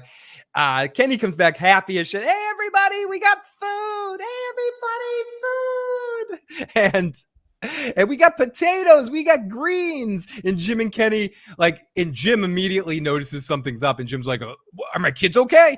Like, Jim, thank you for caring about your kids all of a sudden, Jim. Mhm. And but they'd sense something's bad. And this scene was heartbreaking, but I got to give it to Ricky in this moment. Everybody stepped up in this episode. Him on the top of the heap. He's like, what's the blood? Mom. And he starts screaming, Mom. And he's like, no. Like, no one tells him. He just goes. They don't have to tell him. He knows it. He's just like, no. He can tell from everyone's reactions. No. He's like, I don't want to hear it. And he runs off. And Christy's like, I got this. We go off to the diner, and what's her name? What's that girl's name that's in the diner? I don't know her name. We call her Eye Patch. Eye Patch, yeah. Eye Patch is in there, and Eye Patch gets another cameo, and she runs out there. And Christy comes in, and Tony, this was another moment where, I don't know about you, I got a little emotional when he's like, I'm okay. Like, where's your mom? She's in the church. I need a minute. Like, it's, again, when it's your mom and you lose your mom, and speaking from experience, it's a lot. And you're just, you don't want to process it. You can't process it. And it's just like, no, anything but to process it. Yeah, you've seen him go through all the stages of grief in this episode. The anger, the guilt, the sadness. You see, they picked, the writers had him go through all the stages of grief, and you see him go through all the things and everything else in this episode. And I think that was a Clara. All right, I said it in Clara. Eye Patch. Clara's her name, man. All right. We'll call her Eye Patch. Her mama named him Eye Patch. We're gonna call her Eye Patch. And it's a rough thing. It's a rough. The way that, like, he knew he didn't have to tell someone. It's when you have a parent that passes away, it's rough to tell your sibling. I mean, my sister, when our father passed away, I had to call her. And I didn't want to tell her. I remember when I made the call to her, she was in college, and I was just telling her to come home. Just come home. You need to come home right now. And you need to get here and everything else. And she just wouldn't. I need to know what. So I had no choice but to tell her before she got here and stuff like that. But there's no way to really approach that when it's your family and stuff like that. It's really, really hard to do. So I like the way they portrayed it, and it was everything they said about it. And it was very realistic, very, very realistic. And I think I deleted a comment, or didn't accept a comment by Gothica by accident. Sorry about that, Gothica. It was just it came back in the chat. I was able to bring it back. So, sorry if I deleted your comment by accident for a second. Okay, so we go off to Tony, to the to Mary L, who is giving Fatima a look, or giving a look over, and Ellis is watching, and he's being very sort of, new dad and worried. And he's like, are you sure you know what you're doing? How you doing? And she's like, I actually, as much as I did not like her last season, I loved her in this scene. She's just like, oh, you're my all right? You mean like from my withdrawals, or from my brain R word stuff going on? Like are you sure about that? And thank you, YouTube demonetization, for me not wanting to say that word. But when she starts, so she just kind of has a funny sense of humor, but she's like, you know what? You're a new dad. It's normal. You should be like this. You should be worried. Fatima, you're lucky only one teeth fell out. You're not eating. We got to get you some food. You got some serious morning sickness. But the baby looks fine, and it turns things very happy. Tony, is this scene meant to kind of make us feel like everything is actually okay? They're gonna pull a Kenny on us here. I see it coming. Like, this happiness has pulled the rug from underneath you too many times. For any type of, I don't feel anything to be happy at all, because I know what's coming. Yeah, they can't fool me already. They already got me. It's done. Now the jig is up. All right, you can't bamboozle me. I'm not going to get happy about nothing ever again in this show, because I know once I do, you're gonna get me. So not at all. I am not having that at all. I'm not getting bamboozled. Yeah, good things cannot happen. Run amok. Hornswoggle. Did you want to say that one? Hornswoggle. What is the Better Call Saul one? There's a Better Call That Saul was- one too. I forget what Chuck says. Jimmy. What is this? Someone in the live chat will say it. Okay, so we go off to Ellis and Fatima comforting each other. It's just a cute scene between the two of them. The actors have a lot of chemistry. Sad Kenny and Christy. We get a great scene. He is calmer than I thought Kenny would be right after it happened. But as Tony was mentioning, he's kind of going through the stages. He talks about how much mom would help him get through every situation. He asks, did she suffer? And Christy, Tony, this is a kind of a fun acting moment too. Christy says she suffered without saying she suffered. She's like, Kenny, just like, you don't want to hear the answer to that question. Like, we're moving on. Let's move on here. And just in the way that you knew that she was telling him, yes, she did suffer. And he says, can you do me a favor? Can you fix her up? Can you make her look nice? She'd be upset if she didn't look good like herself, because all I can think about with my father is the way he was left. And let's get to the point, the more important moment of this scene. Christy leaves. Kenny's left in the diner alone, Tony. And then the goddamn motherfucking asshole Jukebox starts playing Celebrate Good Times, come on. Like an asshole in Kenny's face. Kenny's like, stop. And it won't stop. And Kenny bashes the shit out of that thing. First of all, in the trailer, when they showed that, I didn't think they were going to be trolling him this hard. Tony, what are some of your takes on the Jukebox? It was definitely a troll thing again, but we do have celebrations of life now too. I don't think that was the way to do it at that time. But we do have celebrations of life, and if you're going to say that somebody on the other side of that Jukebox is actually a good person and not a bad person, then you would have to probably think that that's something that they would be doing it. But if it is the bad people, then they was just trolling this dude. Again, as you said, it could have been a situation where they were trying to get him to go and get mad, to go in there and get killed. But I really think the person behind the Jukebox is a good person. So I would have to really look at it more of a celebration of life, more than Tony. I wanna believe in you, but that seems to me like if it was a good thing, it was like Bran telling Sansa you looked pretty at your wedding. Like it's nice, but you're still being kind of an asshole there. Like, yeah, but he didn't see what happened after the wedding. That's true. I guess. I mean, that's see that. It's true. We don't have to go down a Game of Thrones rabbit hole here, but you're right. You're right. That people often make that joke, but he only saw the wet. He didn't see what happened after. But in that moment, I hear what you're saying there, Tony. It seems to me that maybe you're right about the celebration of life thing, or if it was a mixed emotion thing, because it could be come off like that in that moment. And then when we find out about it later, it actually wasn't as dickish as it came off. But as a played scene on a television show, it came off very trollish. Oh, yeah. It was hilarious. I laughed. But that could be the reason why, because they don't want to. You're absolutely right. It could be a red herring, could be a whoopsie woo, like they're misleading you, and we see that from a different perspective later. It was actually somebody trying to communicate something like celebrate your mother's life there in that moment. I could see something like that happening, but in the moment I was laughing like, oh my god, someone is fucking with Kenny, and I wanted to reach through the television and burn those motherfuckers too. I don't blame you. I do not blame you. So but I'm with you, Tony, like very much. We could find out that was something completely different. Okay, so we talked about the scene a lot earlier. We go to Daddy Jim is home, and Julie's like, okay, dude, like Kenny's mom's dead. Ethan's upstairs crying like a baby because he almost died last night. Listen, Jim, I'm going to ask you what half of the internet wants to ask you right now. What the fuck is wrong with you, Jim? What is wrong with you? I can't be the fill-in parent when you lose your shit. Mom is probably dead. Why are you looking for her? I can't do this anymore. I have my own shit. I was there when Thomas died. I can't be your fill-in parent. I have to say, we've said this a lot about a lot of people. Great acting by Hannah. She killed this monologue. She was just so, like, I felt this a lot.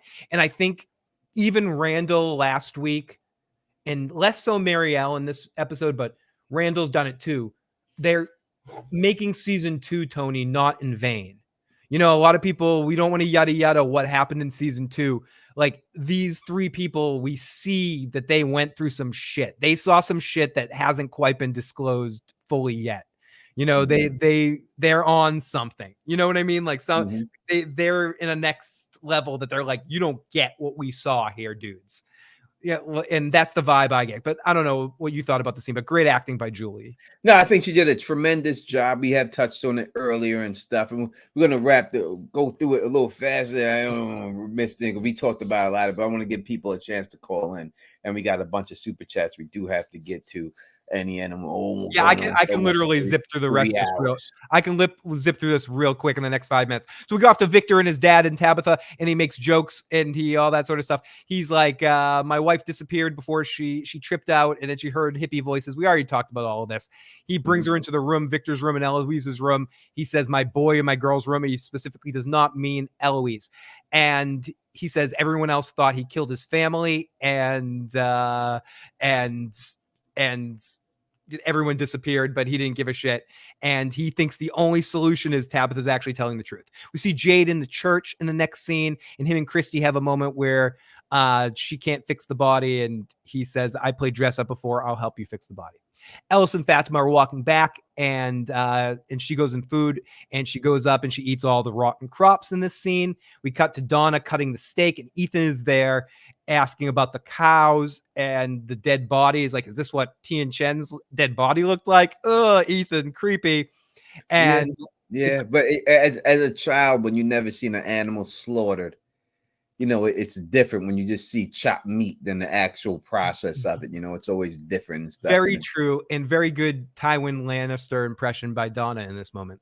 So we go off to Christy and Jade with no music, trying to clean her. As someone approaches, it's Sarah with the clothes and a pretty dress, and says she tried on this dress. She loved this dress. She wanted to go home in this dress. Put her in this dress.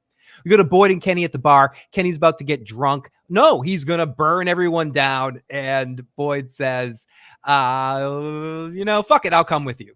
They find the hole. And he says, Tabitha went down there and they didn't see anything. And maybe the creatures got scared. Jay didn't see anything. He saw some creepy shit, but he didn't see any monsters. But I'll go down there with you, kill as many as you want. But I think that's what they want. And Kenny says, was she alone? And says, okay, maybe you're right. Was she alone when she died? And he says, no, I was there. And he says, they made me watch. And then Kenny gets mad for a second, but then he mentions what she said. Take care of him. He'll be alone now. And they hug. It's a beautiful emotional scene, Tony. And I cried again as well. That was a scene that got me. Kenny got me on that one, bastard. You got me, Kenny. You got me. It was definitely an emotional scene and everything else. And it's sad. You know what I mean? Especially, like I said, when you get older, these things affect you more, because when you get older, you know, you lose a parent, right? It's more possible for that to happen to you. So you can understand that he displayed it very well of what it would feel like to lose a parent to anyone who has lost a parent. He did a really good job of putting it out there, because it really felt like he did lose his mother. 100%. Then we get into Jade and Christy. They did a good job with the body. And he says, don't put any on more makeup, or she's going to jump up and say, fuck you. Great episode by Jade. Understated, but he was really funny in this episode. Kenny comes in, and it's just a sweet moment. And Boyd comes in. They say goodbye. Julie comes to Sarah and thanks her for what happened last week and says, listen, I don't want to become you. Or no, she doesn't want to say it. And then Sarah's like, yeah, you don't want to be me, right? Like, you don't want to be fucking crazy me. You can talk to me if you want, and I'm a resource for you. Maybe this is the start of everything you said, Tony, and then people accepting Sarah again. Julie will be the answer to that, because she's been there for Julie. So this is the big scene. We talked about this a little bit before, but Victor's dad is like, yeah, we were hippies. We stopped taking drugs before Victor on his birthday. We took acid on the 35th birthday. Miranda said one more trip. We dropped the kids off at the parents' house, and she started hearing voices, and she painted everything. We see all these paintings, like a history of the town. We see pilgrims. We see lots of shit. She says she was the chosen one. It was a place that was everywhere, but could not be found. It's somewhere you could stumble into from anywhere, but never find a way to leave. And people are lost and afraid. And we cut from that to the funeral, and people are lost and afraid, living in a nightmare. And he says it sounds like it's all gibberish and all that sort of shit. And we see the paintings that we'll get a better look on Wednesday. And we see her look at the boy in white. Victor's mom said all the Well, people. it's a grown-up version of the boy in white. It's not the actual boy in white. So when we do see the thing, it's a grown-up version of this boy in white and everything else. And again, we've heard Sarah before say that she did not believe that the boy was a boy. Right. And this seems like this could be some type of avatar. The boy in white could be his avatar that he uses to get people to trust him and things like that and everything. I will say that. Hold on. We may still have to guess. Maybe come. I just had a text shoot across, but we'll keep recapping until that done. Oh, here we go. Well, I will say this. Let us just say again. Y'all know this. Y'all know the thing. Let me just say, I may never eat a pancake again, ever in my life. And let me give the flowers to the one, the only Elizabeth Moy is rocking. Hi, Tony. Hi, Phil. Hi, how are you? How's everything? I'm good. How are you guys? I am so sad that you are not there. Let me tell you, this out of anybody that they could have taken out, no one could have affected me as much as you being taken out. I care more about your character and you more than anyone else in there. So when they actually told you this, how did they actually do that? Did they just come over to you and say, hey, we need to see you in the principal's office? Or how did that go about? Actually, it was over a phone call because it was in 2023, right? It was the strike was over.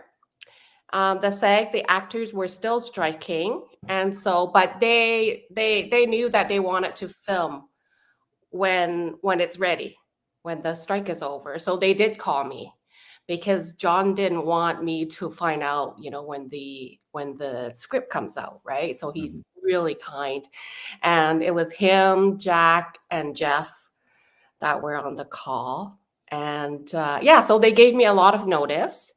But of course, I couldn't tell anybody, right? And even after filming, I couldn't say anything, right? And but they were really kind. They were very nice and very professional. And I just felt, the encouragement. And it took me a few weeks to get over the news because obviously, it's still sad. It's still a change. But once I accepted it, I welcomed it as a challenge. It's almost like, I want to, how many actors get to play death scene? Yeah. And how many actors get to play it over, a traumatic event? It's not just, they got shot and they die, right? So I took it as a challenge, and I had a lot of time to prepare, not in preparation of exactly, like I didn't know how Tian Chen died until the script was out. Maybe, I don't know how many weeks before we were filming. So, but then when I was prepping, I was already thinking all the different scenario that she would go through or whatever it is. Of course, I have dreams and I have wishes that, there's certain things that I want to do and there's certain things I wouldn't want to do. So. Wow. Oh, I hear you, Phil. Amazing. I mean, as an actor, it's like those death moments, those big moments are kind of the treasures that you get to play. I mean, it's difficult because obviously, leaving the amazing show, but it is awesome that you got to go out in such a way. What are some of the challenges that you faced, or the fun stories, or some of the elements of filming that kind of stuff? Because you didn't just film the death scene, also the stuff in episode 2 where you had to sort of like lay there and I assume that was you and that wasn't just a prosthetic at times. And you had to sort of lay there and what were some of the challenges or fun, like kind of behind the scenes things filming those crazy scenes? Because your death was extra like emotionally horrifying. So usually in those moments, it's almost fun to play. I don't know. So I'm just more curious about some of the behind the scenes stuff with it. It was so much fun. It was difficult. It was, we were filming over winter. It was really cold. And most of those scenes were done at night outdoor. And so the weather was so unpredictable. And sometimes you have a gust of wind coming through, and it's like it just blows everything away, right? And also we got to work with the animals. Animals were challenged. They were not raised to film, right? They were raised to do their job, and so it was a challenge playing, working with the animals, but they were so much fun. The cows are just so gentle, right? It just, it's hard to get them to move, but once you get them to move, they're fine. And the goats and the sheep, sorry, The goat shit. they have their mind The go to the shit. right. So Yep. I think, working with all those animals and different elements, and just being in a part of different team working together was just amazing for me. I've learned so much in terms of just shooting those few scenes, because there are some difficulties in terms of weather you can't control, but in terms of the prosthetics and there's a lot of technical stuff that we had to work through, and just working among the whole team and seeing how Jack directs, and it just amazes me, right? And so I've learned so much. I think I came out a different actor, and yeah. So and also with they just told me about, they didn't exactly tell me how I die, how Tian Chen die, but I know that it would be a horrific death. Oh. So when I went through, when I was prepping, I went through, okay, I'm just going to hold my scream, because, sometimes your pain comes through when you're not screaming. But then I realized, you know what, I don't think so. I think, screaming would be part of it. And, of course, I've never encountered such high level of terror in my life, so I couldn't really relate to myself. So I have to find something in myself that I could relate to that horror. And the technical part was I was afraid of screaming, because when you scream, you sometimes unintentionally you may hurt yourself, right? In terms of your vocal cord. Yeah, your vocal cords. Right. And so I actually got a vocal coach to go through my breathing, my screaming, to go through my vocal warm up and just body work before shooting those scenes. And when I first started vocal work with my singing teacher, we started over the Zoom, because I was already in Halifax and she's in Vancouver. And so we did a few sessions over Zoom. So yeah. So there's a lot of work. In terms of, you asked about fun part, right?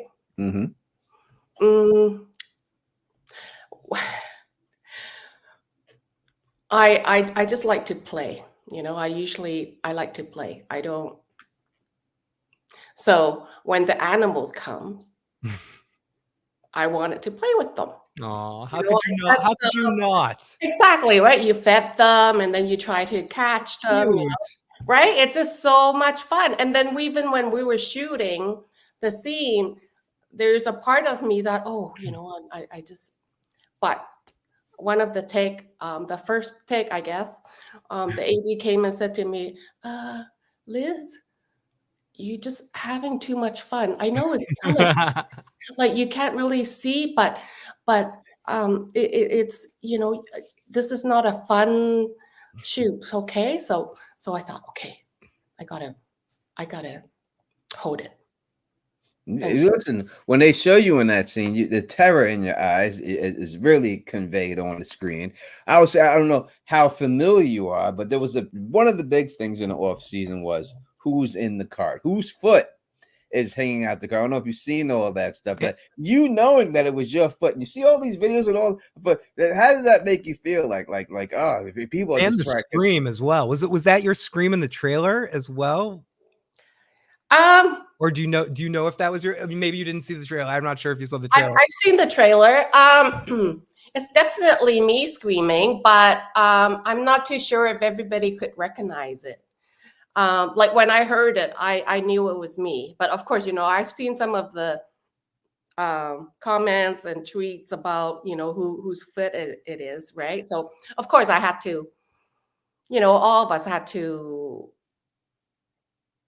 not say anything, Yeah. right? Yeah, you But gotta I do hush chuckled. hush. Yeah, I chuckled, in terms of, whose foot it is. And then some people were saying it's too small, too big, or, like that. And I just thought, well, technically, that's not me really my feet. So there. There you go. I guessed it was you. Unfortunately, I did. But I wish it wasn't you. I really don't. And I said that earlier, that I thought that maybe like the monsters have gone too far this time. Like maybe by taking you out, this would be the rallying call to the whole town. Because you can kill some person here and people are going to care, but you are the mother of the whole town. Everyone loves you. You feed everybody. You think that, I'm not telling you to say anything or anything, how long, how many things, but do you think that is a possibility that we could see, like, people just like, you know what, I'm fed up with this. They're willing to kill her. They'll do anything. We got to start doing something different. Well, I think it's pretty much, it seems like they're coming at Boy so hard, right? Like it's pretty much, he doesn't even have time to breathe, and one thing after another is always coming at him. And even Kenny, what Kenny said about, we can't be sitting in the defense anymore, right? Mm-hmm. Yeah, right. So he's already, the pressure is coming to the town. And then when I was watching it today, it just dawned on me that, the whole town is in crisis. Food shortage. Tabitha's missing. They think that she was dead, and like all that stuff is so much pressure on the town, and the food is rotten. How are they going to survive? Everybody's in a crisis mode. So it's almost like they're in a pressure cooker, pretty much. I don't know when it's going to explode, or is it going to explode, and what's going to happen? Debbie Bebby says, if you're taking questions for Elizabeth, I was able to translate the meaning of Kenny's name to deputy. What does Tian Chen and Bing Quan mean in Cantonese? Tian Chen, I think, is clear sky. Ten is sky. Chen. Chen is clear. So it's pretty much clear sky. Bing Kern is, I'm not too sure what the Bing is, but the Kern is strong, having strength. All right. Well, thank you for that. All right, we're gonna open the phone lines up right now for us, so you can call in here. Got to just text it. The phone line. It's in the chat. If you want to ask the beautiful Elizabeth Moy and give her a flowers, because we're gonna miss you. And hopefully that they have brought back people as ghosts. I want to see you come back and talk to Kenny. We've seen the Father Kotry come back. We've seen everyone else. It should be you. You should come back. Hopefully you come back. I know you can't say what they do. We need the ghost pancakes. We need to have you come back. Hopefully you come back, because we need you to be there and everything else. And it was really, truly, I said, no one else, if anyone else passed away in the show, I would not care as much as I cared about your character dying. Just, you should not have been gone. But I understand why they did it, because of that, so. No, it's almost like it's so cleverly done. I was watching it, multiple times. I've seen it 3 times already, first 2 episodes. And I still haven't lost interest. I'm still watching it with, how episode 1, how, the screaming continues, and then the black screen and the somber music is like oh my goodness, it just gets you every time. Mm-hmm. And of course, you know, it's cleverly done. I'm just so like, there were some points at some time that I thought, oh, I was just watching and so into the different story, and then I realized, oh, that's me. And then I go back to the story, and then I thought, Mm-hmm. oh, that's me again. Okay, no, and then I'm back to the story. Yeah, I hear you 100%. Phil, we got somebody on the phone line. Oh, we have to screen these calls. I'm sorry. This is area code 318. Welcome to the show. What's your question for Elizabeth? Hello. Hi. Good to see you. You are amazing. I rarely cry at anything, but I cried when you died on that show. You played that so beautifully. The way you've played this character has been just heart touching from beginning to end. It just broke my heart. And then the young man that plays Kenny, oh my gosh. You're amazing. That's all I can say. Oh, thank you so much for the call, 318. Very great call and very sweet. Awesome stuff. Oh, thank you. Thank you. You know that you deserve your flowers for everything you have done in this show and everything else. And we want to make sure that we give you these flowers and stuff because regardless, just know that you are truly a part of the family. We love you. We love your character. We love you as an actress, and we only hope for a bunch bigger and better things for you and everything. And we're so sad to see you. I'm so sad to see you go. I just wish they did somebody else. They could have got rid of Donna. I would have been like, oh no. Remember what Simon said about Elma? Mm-hmm. Yeah, so I think Tian Chen is like that.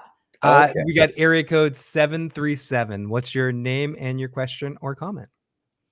Hi, this is Amy, aka Cinnamon Sweets. I had a question for the beautiful Miss Elizabeth Moy. I was wondering, is there other projects and things that we might see you in the future in? Thank you for your question.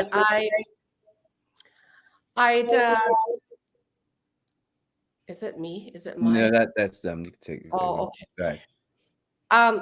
I did a short film in July.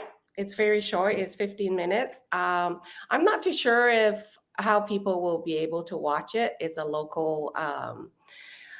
It's filmed in Vancouver. So when it's ready, I will be posting it in Instagram and let you guys know. And I hope I get to work on more projects. You know, I'm a very new actor, so I want to play everything. But I know I have to be realistic, you know, and so I'm trying hard. I'm working hard. I'm working hard on my craft, and hopefully you all will see me in other shows soon. Let's hope so. You know, we'll put a link to our Instagram in the description of that so you can all follow and stay updated with you. We talked about this last year when you came on, that you just recently have gotten into acting. In case people didn't see that interview, will you please let people know how long you've been acting and why did you get into it? I started doing background in 2018, and then I started working with different studios for acting classes in 2019. And then when 2020, when the pandemic came, I stopped doing background totally, and I just concentrated on training. And then I booked the show in 2021. Look at you. That is amazing. That is amazing. Phil is screening somebody right now. We got somebody, Phil? I guess not. I could talk a little bit about, my acting journey if you guys want to. We've got area code 443. hear it. Welcome to the show, 443. What's your name and your question or comment for Elizabeth? Hi, my name is Brandis. I'm calling from Delaware. Elizabeth! Hi! Oh my gosh, we love you so much. I'm getting choked up just because I watched the episode again with my family, and we just love you so much. Oh, thank you. We wanted to just say hello and thank you for your role in the show. It was so, I mean, it was just detrimental to the show. I feel like we're so sad to see you go, but we are so excited to see what's going to come from you and what your future holds. My question was, what was your most fond memory on set? Oh, thank you for your question, and thank you for loving me, and thank you for loving my character and supporting the show. There's so many fond memories on you know, behind this behind the screen and on set, and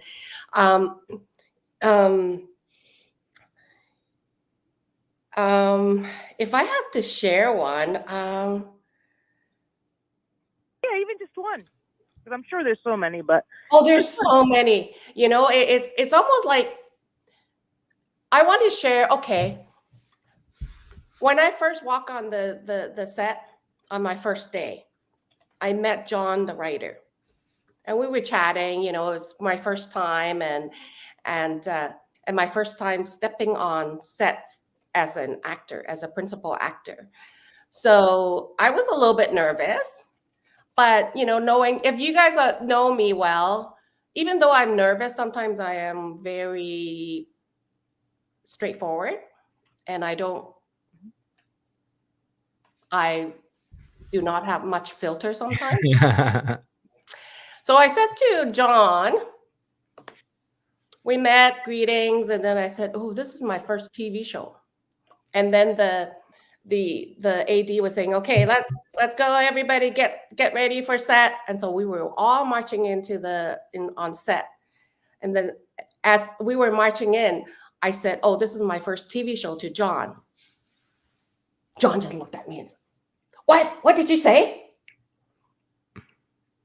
So I think that was really, like, just seeing John's face was just amazing. So yeah, and then there are other fun stuff too. And we often, like when I'm working with Simon, when we're waiting, sometimes we play chess, and sometimes we just play different games on set, just to make our time waiting a little bit more enjoyable and fun. Mm-hmm. Yeah, that's what it is. Are you a good chess player? Are you a good chess player? He was teaching me. Oh, okay. I was just learning it. Area code 347, please call back. I had to, or you came in while we were at the end of that other call, and you've been trying to call in a little bit, but 347, please call back. And we'll get you right on with Miss Elizabeth Moy. Yes, we will do our best to get before she loses her voice, because yes, we do now. So you said you talked about your acting journey and you wanted to speak. Please speak on your acting journey. I think for me, being the background performer was really helpful. I'm an observer. I like to observe and watch and just see where the dynamics are. And so I think I learned a lot from being a background performer. Just observing how the interaction is between different people, and also learning to take direction from the appropriate person, because on set, when there's multiple directors or assistant directors and there are multiple groups of people or background, then you have to remember who's giving you direction, and you have to be mindful of doing what your instruction is, because instruction for other people could be different from yours, right? So you have to be very mindful of that. And so I think I really do appreciate all the background performers, because it's fun. It can be fun, but it's also can be long, right? The days are very long sometimes. Yeah, both Tony and I have both done extra work on some stuff, and it's like the majority of it is you're just sitting around there for like 4 hours doing nothing, and they're like, they're like, come on, guys, everyone step up, go over there. Like, and you go over there, and then you have to really do it. So it must be so amazing to kind of go from that to kind of go the other side. It gives you more of appreciation for everyone working around you too, and like the whole thing, because you're much more a prop when you're a background actor.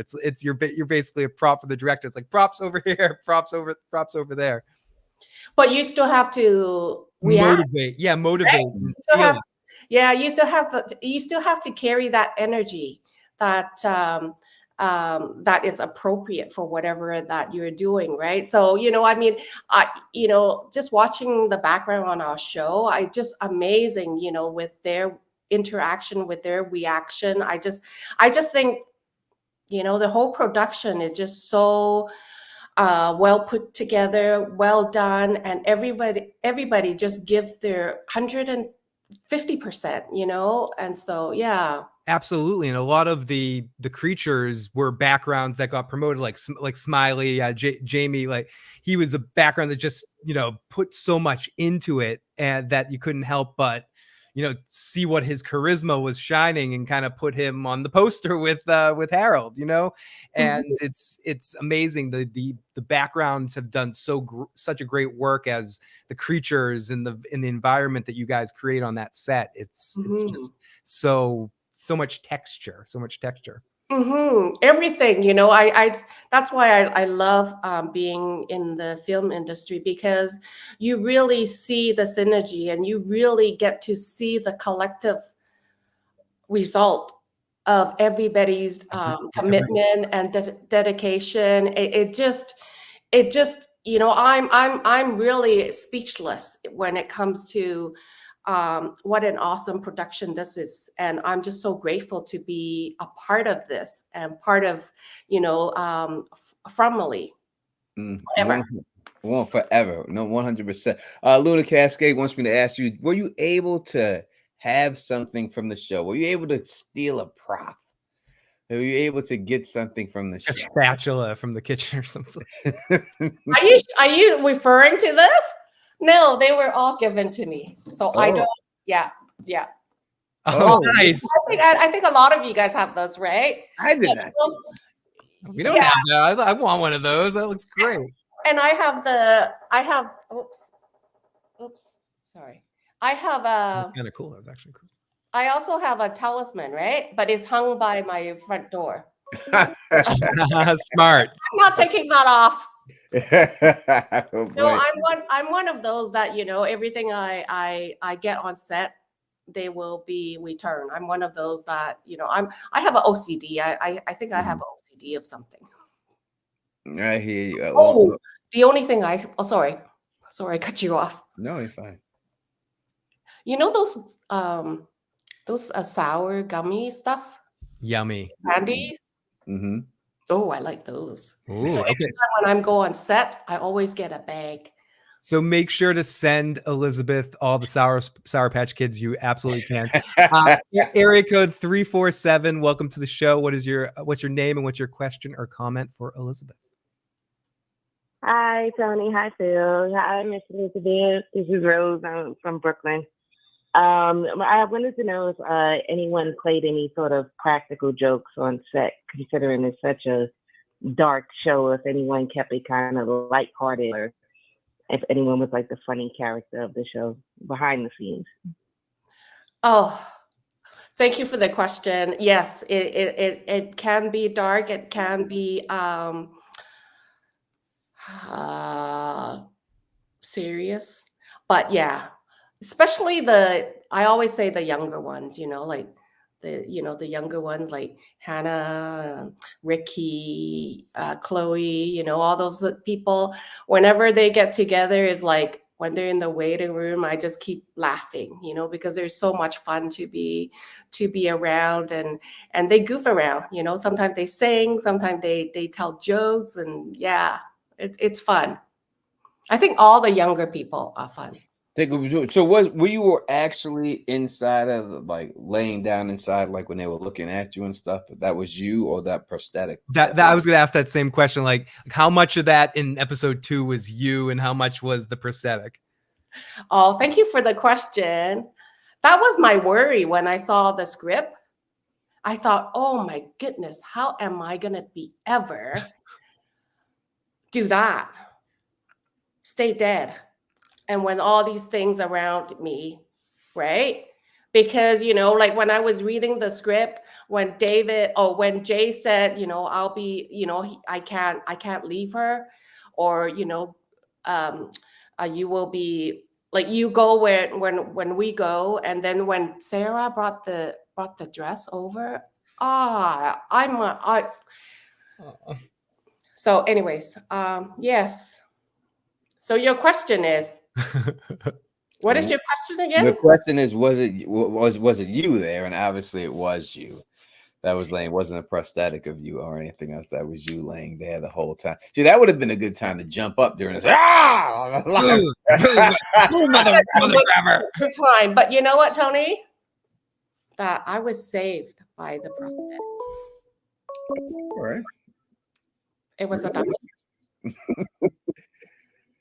I feel taking a call, and my voice is coming across the other callers, not leaving, turning that down and everything else, and all that good stuff.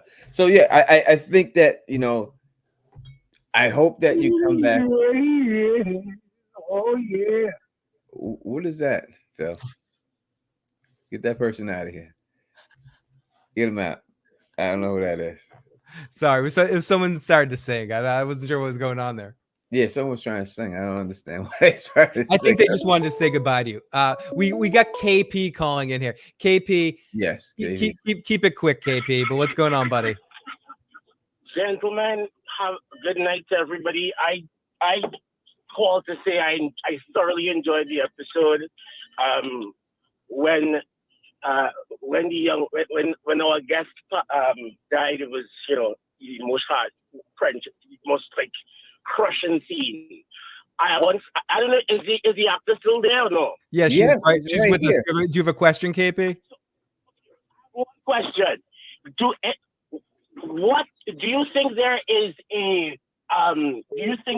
a reason behind why Kenny and his family are Asian? Do you think that their national ethnicity plays a part in the story whatsoever? What do you think? Because I was just thinking about that. So I'm gonna let you guys respond, and I'm gonna listen to the radio. Thank you, KP. I don't know. I mean, I wouldn't know how to answer that question myself. I'm sorry. Thank you for calling in, KP. But I'm not sure if I got the question. He's saying, I think what he's trying to say is that the fact that, I guess the horror that has happened to Kenny's family, because he seems to be taking the beating more than anybody else in here, has anything to do with them being Asian. Will that be like brought out, or is that just the roll of the dice? I think is what he's saying here. Oh, I see. I'm not too sure if it has anything to do with the race or you know, it just because maybe it's the fact that Kenny is the deputy sheriff. Yeah, and he's close to Boyd. And the more he's hurt, the more Boyd hurts. And like exactly, hurting you is the best way to actually hurt Boyd emotionally. Exactly. I think, you know, I think Tian Chen probably has an effect on a lot of people, and she has an effect on Boy and her had a few interactions, and you know, especially when Boy kept the truth about Sarah from her. Mm-hmm. Right. So there was a little conflict. So I think, you know, this family was being targeted, not because of the race. I think it's just because they are close to Kenny, and Kenny is close to Boy, and they're trying to get to Boy. Yeah, I agree. I think that's what it is when it came down to it, that they're really trying to target Boyd, and by targeting Kenny's family, obviously it's going to hurt Boyd more than anything else would be, and everything else. So I agree with you. I don't think it has anything to do anything else with that. Mm-hmm, mm-hmm. Phil, he's frozen. He may be frozen. Oh no, he's not. He's having a conversation. Oh, that's right. He's having a conversation. Hey, Phil, are you coming in? This is area code. Okay, still, I promise I'm gonna be good. You're on the air. Good. You're on the air. 713. Ask your question for Elizabeth. Elizabeth, I just want you to know that I think you're really pretty, and the thing behind you looks like a cockroach. That flower arrangement, and I'm very afraid of cockroaches. That was the only other thing I wanted to mention. Elizabeth, please just arrange it in a different format, because it looks like two cockroaches like fighting each other. Okay. But I'm not. I think they were saying your plant looks like a cockroach. The plant on the other side. Oh, okay. Yeah. I see. Mr. I don't know what he was saying. Ban him from the thing. I don't understand. in the end and everything else. All right. All right. We're gonna wrap this up right now. I want to say thank you for joining us. I apologize for that last call. I don't know why you would even say anything like that and everything else like that. This dude is crazy and everything else. But know that we love you. I'm so sad to see your character. You've done an amazing job. Job on the show. We love you, and you're always welcome here. We would love just to have you back just to talk about the episodes as the season goes on. And I'll let you know that now Nathan was on here a little bit earlier than you, and he was going to surprise you and come on, but the time messed up. But he was going to come on and surprise you just to talk to you because he said he missed you in California. Oh, I missed him too. He's such a joy to work with. Yeah, so he was going to be on here, but he came on here real quick, and so he'll be on next week. So maybe we'll get the Nathan Elizabeth reunion going at some point and everything. So we'd love to have it and everything else. Yeah, that would be great. That's great. We'll definitely get that done for you. And thank you again for coming on, spending your evening with us. And we're going to miss you on the show and know that. But we love you and we appreciate you and we appreciate everything you've done. And again, we'll hopefully have you on again before this season is over, and just to talk about what's going on in episodes and stuff. Awesome. Thank you. Thank you very much. Thank you for having me. No doubt. Thank you for coming. See ya. Goodbye. Yeah, I don't know what's up with the cockroach thing. He wasn't vibing that it was going to be like a cockroach kind of comment, but no, I'm going to ban him now because he's stupid. So who's that?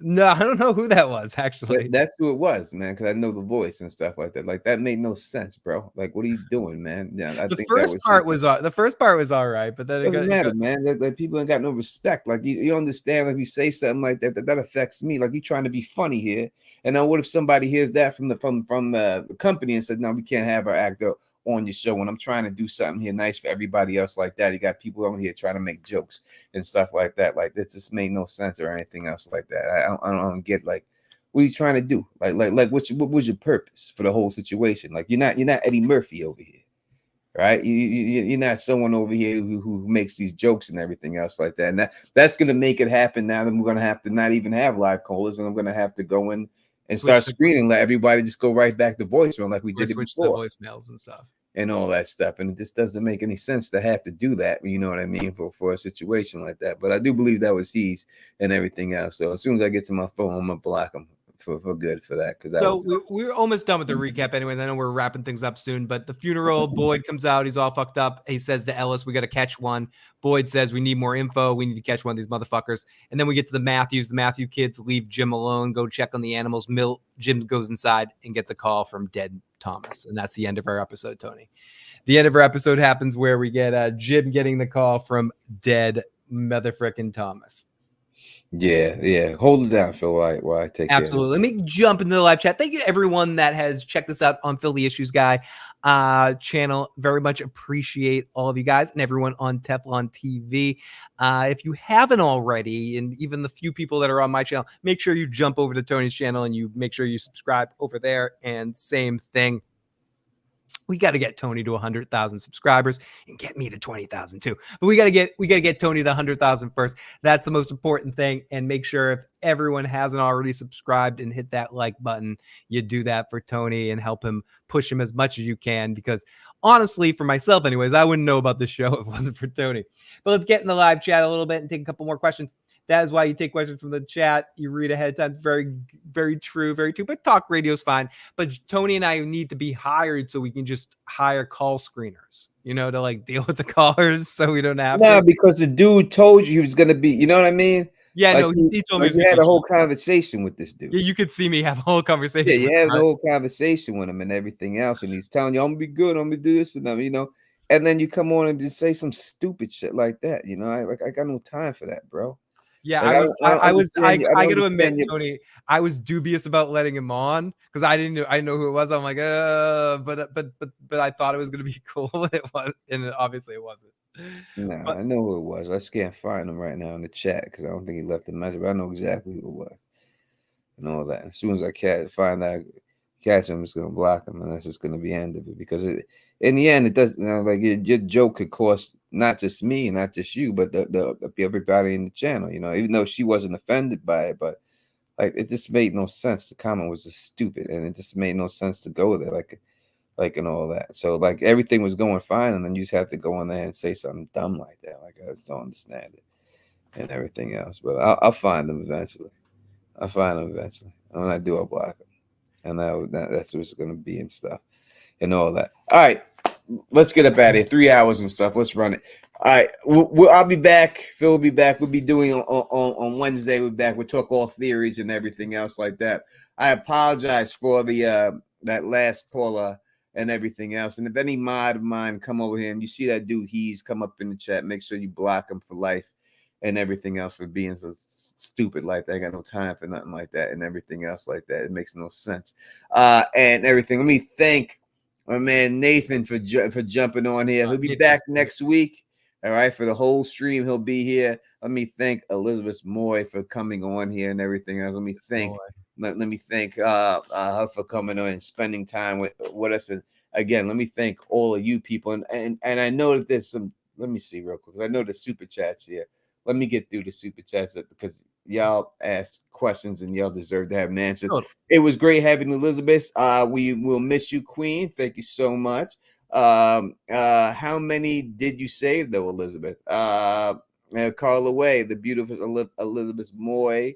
Luna, it says the painting.